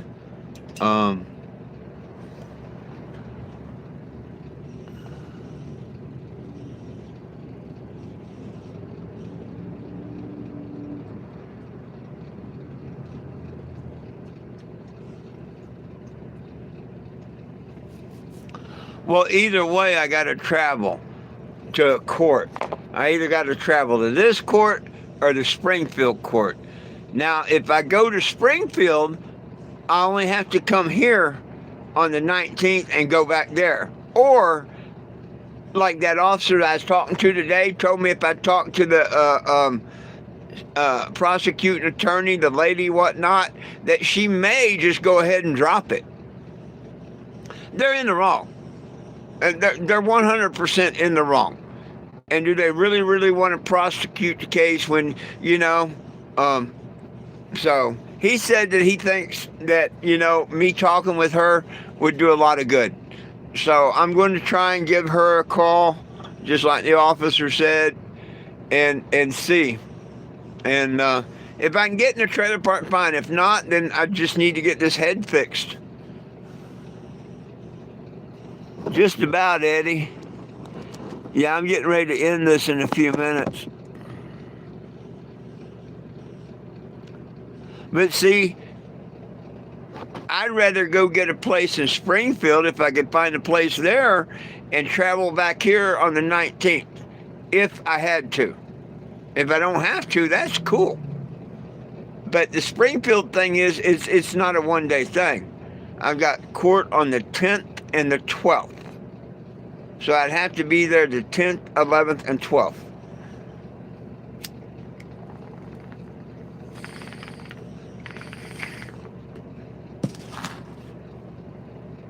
But I find a place here that I can be and whatnot, no problem. I'm sure I could pay Daniel or someone to go by and feed my dogs the 2 days I'm gone or whatever. You know what I mean?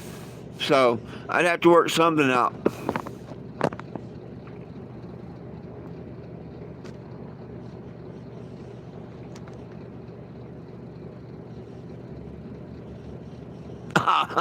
Come on, Will.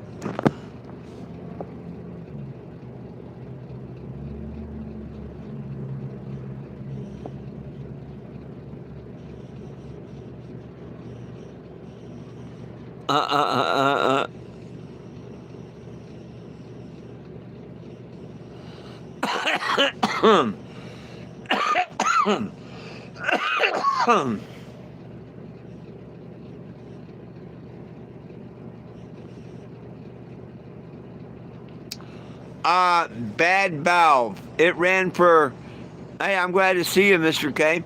Bad valve. She ran for about 5 minutes, and the number 3 cylinder valve stuck. Been in pushrod. Now, when I first put the heads on, it was stuck, but it freed up.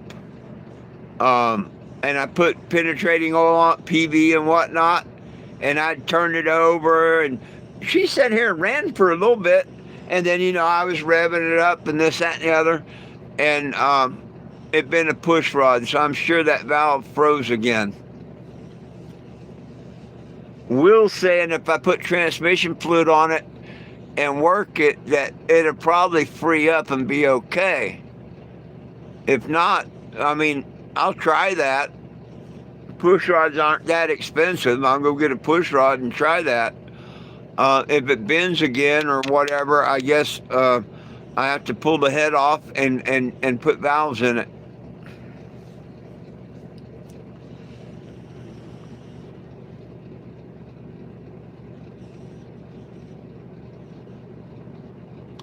Yep, feed the dogs, keep the generator running, water, etc. Yep, that's what's up, Mr. Eddie. Couple things to do before the evening's over. Well, it's supposed to warm up to the 40s tomorrow, I think. It's only in the 30s tonight.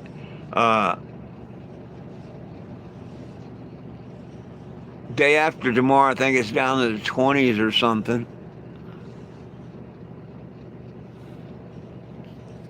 I'm glad that I got all the antifreeze added to the engine, though.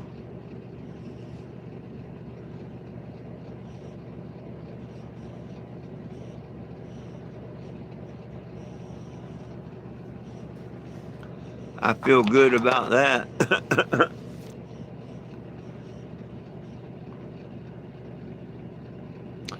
So anyhow, Mr. K, Will was saying to take a block of wood and thump it a couple of times with the hammer and see if you can free it back up and replace the push rod, soak it down with transmission fluid. That's his key to making it work, transmission fluid. Anyhow, loosen it up, tap it a couple of times with a hammer, put a new push rod in and turn it over. Don't start it, but just turn the key over without the coil hooked up,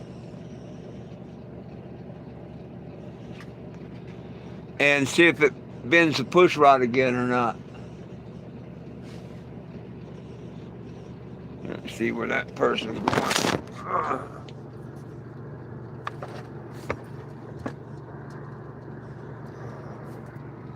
Ugh.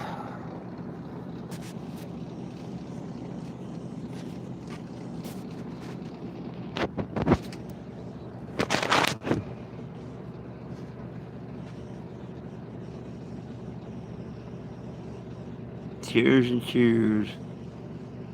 Heat wave. Ain't no damn heat wave. Not outside. It feels good inside. Not on wood. But no, outside it's pretty chilly.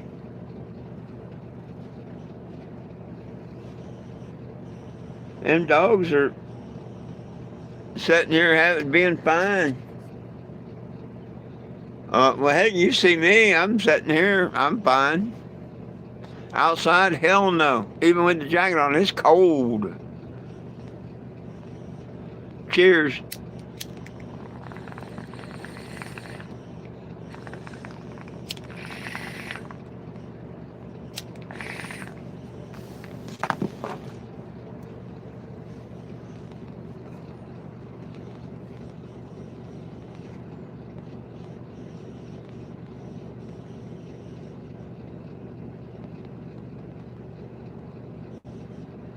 Got the fluid out. I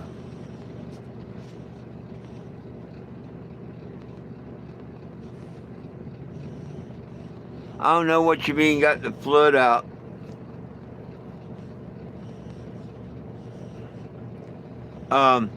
We put a new old pan gasket, and we didn't have to do the rear main seal. It wasn't that. It was the oil pan gasket. We put a new oil pan gasket on it, a brand new flywheel on it, these heads on it, of course, and it's just that one valve. I mean, and I knew it when I put it on because I heard it go pop when it unstuck. When I was tightening the valves down, and I'm just going, and it went pop. And that's the only valve that done that.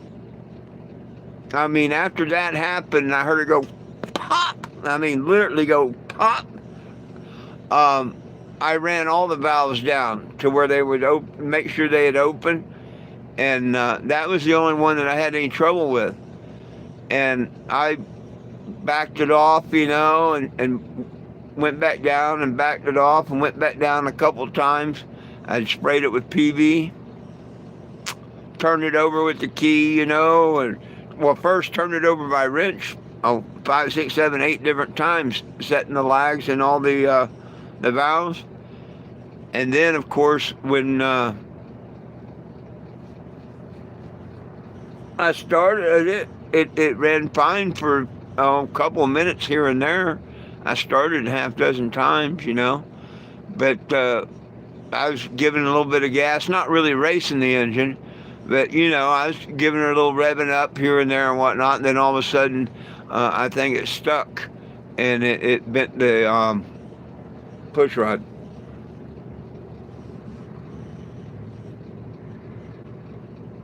Radiator. Oh, no, I got all good fluid in the radiator and whatnot, and I'm going to have to just drain out a gallon or two. So, because if I have to take that head back off, I'm going to lose some of my coolant. No, I was just saying, I'm glad that I've got, good, nice coolant, because we're supposed to be down in the 20s tomorrow or the next day after tomorrow. Damn, snaps. I wouldn't want to be doing that.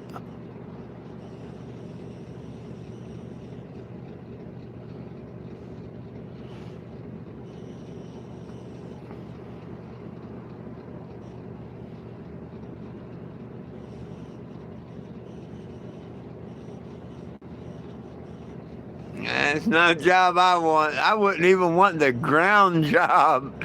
I respect you for themselves. I don't even want to be on the ground crew. I wouldn't want to have to look up that. Hell no. Oh no, I look up to you, man. I couldn't do that shit.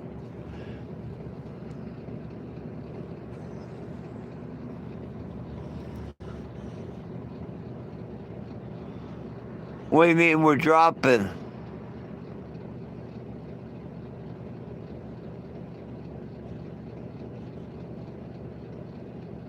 You lost me all around the south and east. The weather's dropping. Oh yeah. Well, I may have found a place.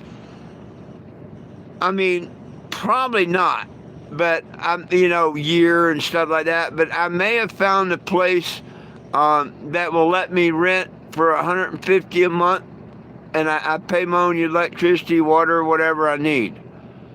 Um, I'd love it if that would happen, because that would be less than 500 a month.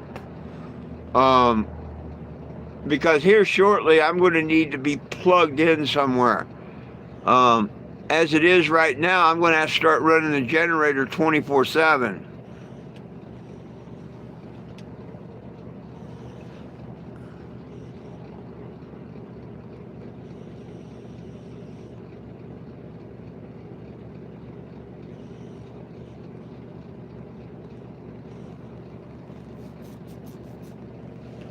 But like day after tomorrow, we're supposed to be down in the 20s.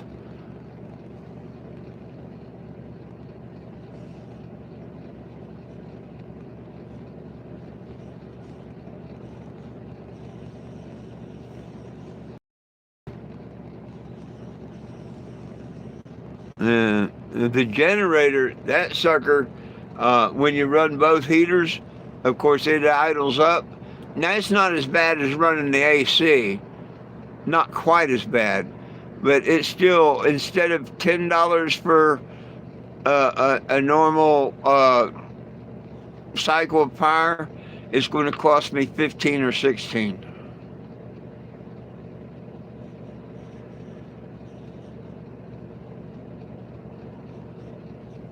It won't quite double it, but a little more than half.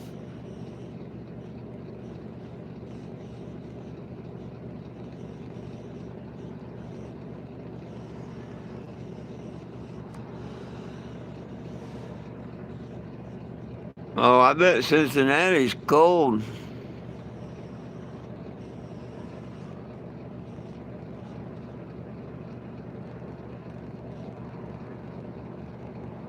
But we're supposed to be down to 30 tonight. But there's that polar vortex, as they call them, coming in, I guess, this week.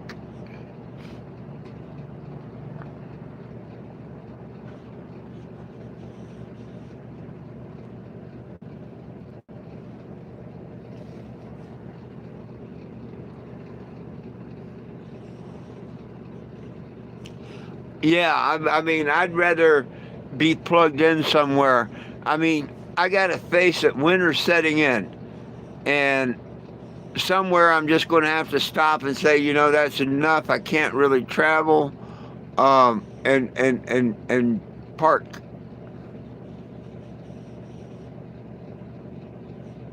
I'm getting really close to that, that part of the winter. I don't think I'm going to make it down through Georgia and Florida and whatnot before, If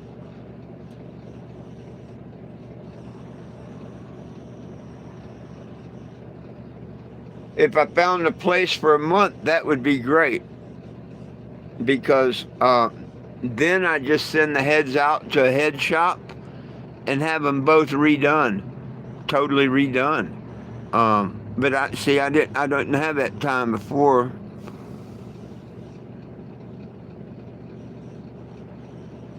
Oh, AAA never did a damn thing for me. Not one damn thing.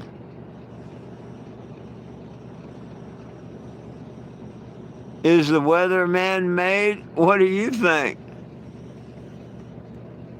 It's the weather is made by our Creator. Is it manipulated by man? Yes. Yes. Is it manipulated by man? Yes. They even tell you that. They tell you that they see the clouds and stuff. If you go ask and you look, hell, they'll show you the airplanes and tell you the bullshit that they're doing for this, but it's a lot of bullshit. You don't know what the hell they're spraying in them clouds and stuff. But hell, everybody knows about cloud seeding and whatnot. And yes, that changes our damn weather. Heart, whatever, yeah, absolutely. They need to quit playing God.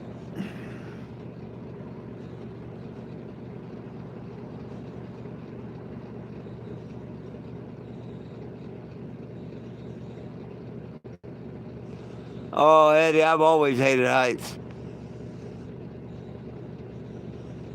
Yeah, I couldn't do that. Much respect to you, high wire. Just like back in the day, you see the pictures of them building the skyscrapers in New York and stuff, the steel walkers, the ironworker stuff. Oh, hell no. Be sitting out there on a beam eating a damn sandwich and looking down way 80 stories. No, You ain't got enough money to pay me. And then guys are doing it for $20 a day, maybe. Or shit, back then, $20 a week.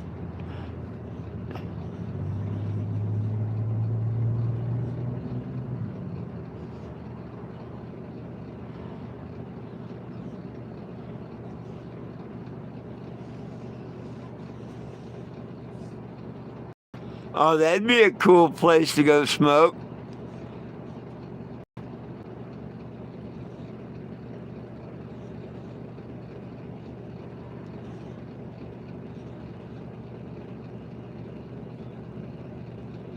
Yeah, just come out and say what you're going to do. Absolutely, Mr. K. Absolutely.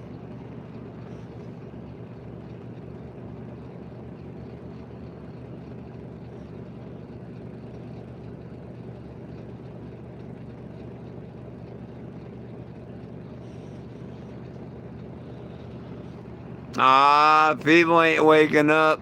People aren't waking up at all.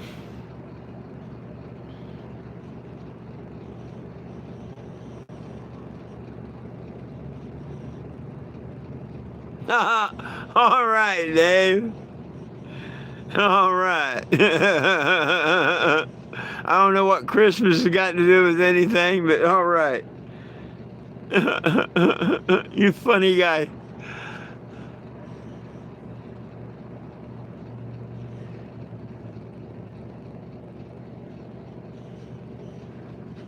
I'm glad we didn't have to use the crusty balls and the assholes tonight. Thank you for that one.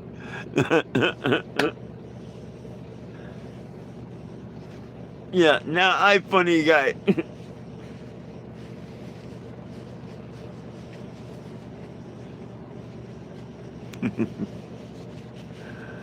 Oh, goodness sakes. Oh,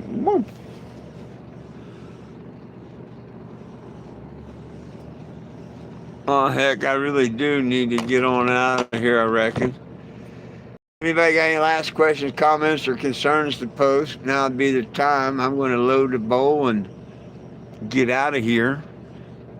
Thank you for subscribing, turning on the notifications. I do the lives at noon and 7 p.m. here on YouTube daily. Please make sure you sign the petition and share it. Double tap the screen when you see any of my videos like this one or any other time. Please take a second and double tap the screen.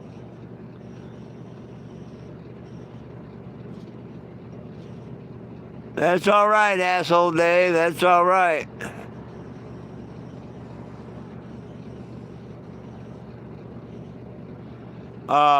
Hey, whenever you want to. I mean, I normally miss you at 7 o'clock in the morning when you go get coffee and whatnot. I don't know. I guess I'm going to try and do his idea first. I got a block of wood, but I need your sledgehammer because I don't have a hammer.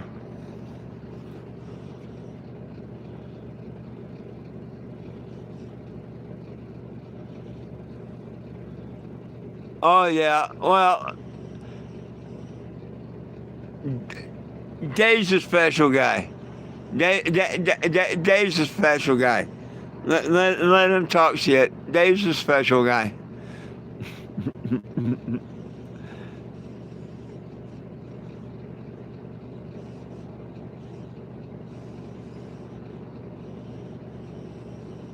Hey, thank you, Mr. K. Everything's going to work out. I may have a. I'll know tomorrow if there's a place that I can rent for. I'd like a month or two, whatever. If I can find a place for a month, I'm going to take the heads and sit them into a shop and have both heads done. Type deal. But if not, I'm going to try and repair them tomorrow. Like if they're 3 weeks out and I've got to move on and stuff, I'm going to let a friend of mine take them over to his friend's shop, and they're going to put a set of valves in the one cylinder there or whatever, and try and get it fixed for me. So one way or the other, we should change something the next day or two. But I hope you have a wonderful Thanksgiving if I don't hear from you between now and then, my friend.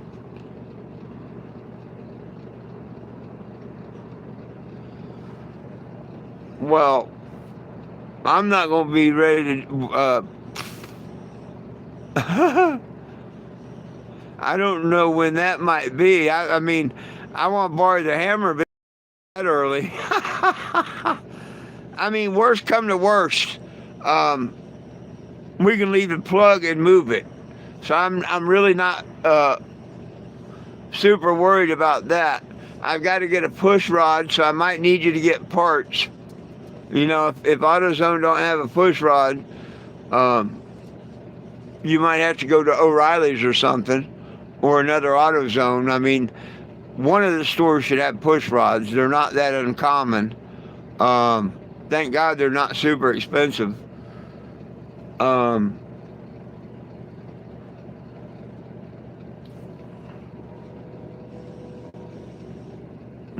For president. Thank you, John.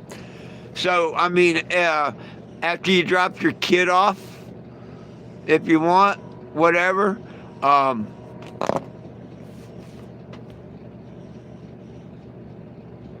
that might be a good time. I don't know.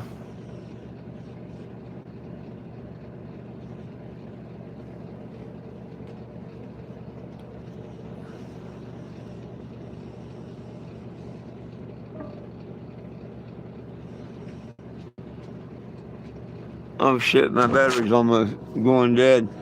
What do you think when you drop your after you drop your kid off? Because it's only going to take me a minute to tap the valve with the hammer and stuff. I only need it for a second.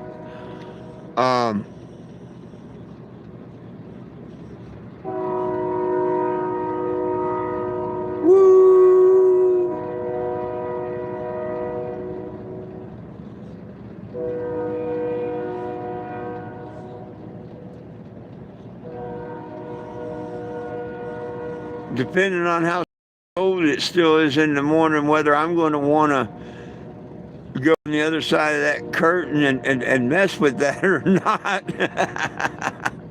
Might have to warm up a degree or two. Nah, it won't be that bad. I'll put my little jumpsuit on.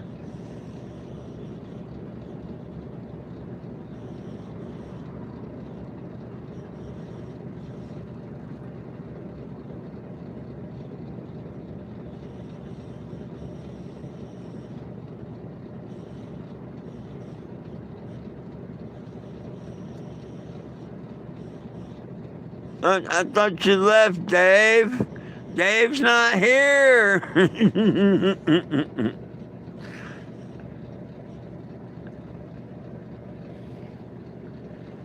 Well, Daniel, anytime you want to stop by, but I'd say after you drop your kid off from school.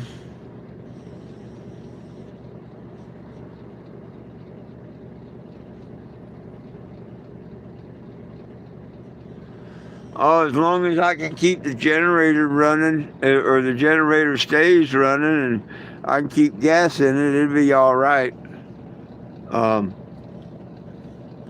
But seriously, within the next 4 or 5 days, I want to be where I'm settling down for the winter. Oh, you don't have school the rest of the week? Well, damn it, man. Uh, yeah, I won't be ready to do nothing at no 6:30, 7 o'clock when you get up here in the first thing in the morning. um, I have to wake up and shit. Um, you know, um, 9 o'clock, 8 or 9 maybe. Yeah, 8 or 9. I'd say 8 o'clock. I ought to be awake and alive by 8 o'clock. Does that work for you?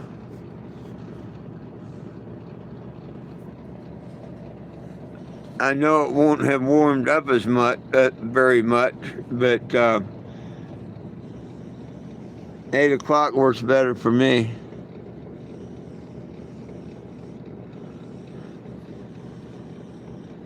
Yeah, absolutely. That's what I'm saying.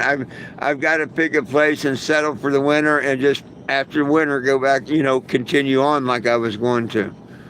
Um, so hopefully this campground's got a spot or two, and they will rent to me. But that's all in the good Lord's hands. So, we'll see.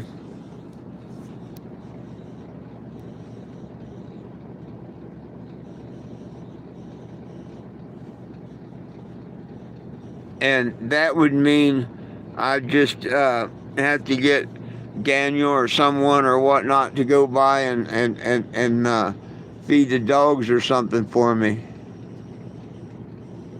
Hey, thank you, Mr. K. I appreciate that. I appreciate that. Because I either want to get her running and over to Springfield and get a place. Because, see, that's what my whole hope was, to get it running and get over to Springfield and get a place. That's why I'm trying to get over to Springfield real quick, is so I'd be there for both court dates. And I'd only have to come here the one date if I have to come back. There's a chance I can maybe not have to come back. That cop that come by today told me to call the district attorney that's doing the case. He gave me her name, and said talk with her that she would just drop it where I didn't have to come back, and that would be cool. If she measured the road and whatnot, I didn't violate no damn law. There's no way that they're going to be able to prosecute that ticket and me lose.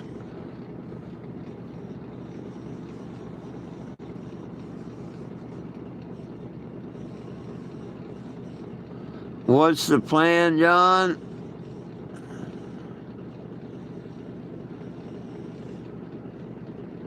No, he don't have a spot.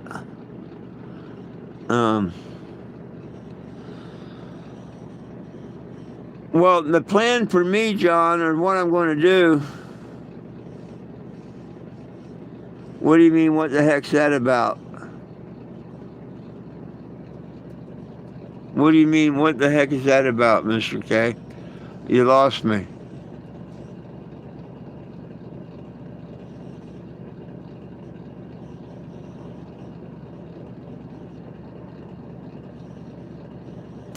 Oh, I got a parking ticket. I've got to be here December 19th for court.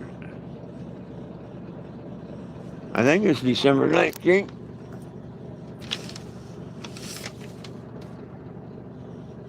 Yeah, Friday, December 19th. I have to be in Wichita court. December 19th. December 10th and 12th, I have to be in Springfield court.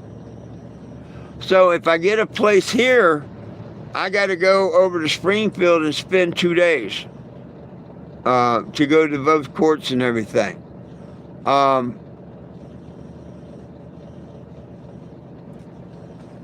So if I got over to Springfield and found a place over there, I would only have to come here for one day.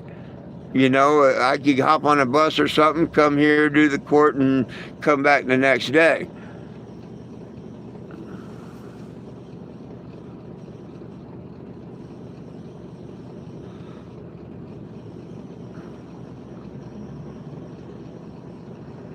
Well, I'm hoping she will, Eddie.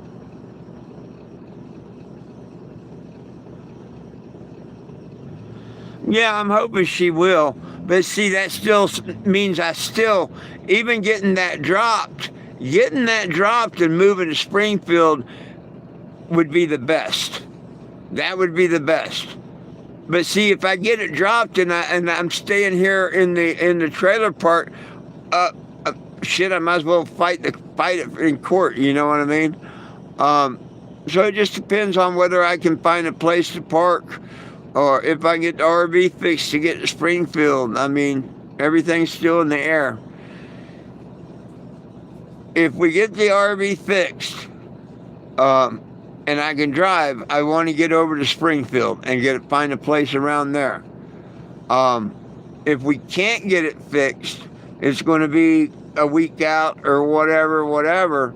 I'd like to get into a spot. So we'll try and free up that valve tomorrow and see what happens and everything. I think worst comes to worst, we pop the head off and put 2 new valves in that cylinder, and it should be all right. I know I've got to get another damn head gasket, but that don't matter.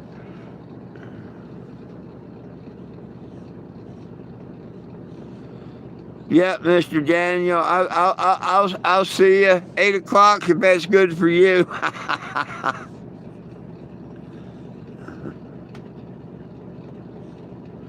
Oh.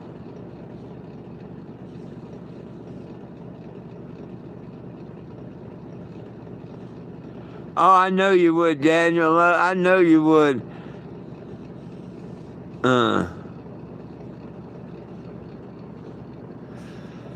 Well, hey, that's the same for me, fellas. I got to get out of here, too.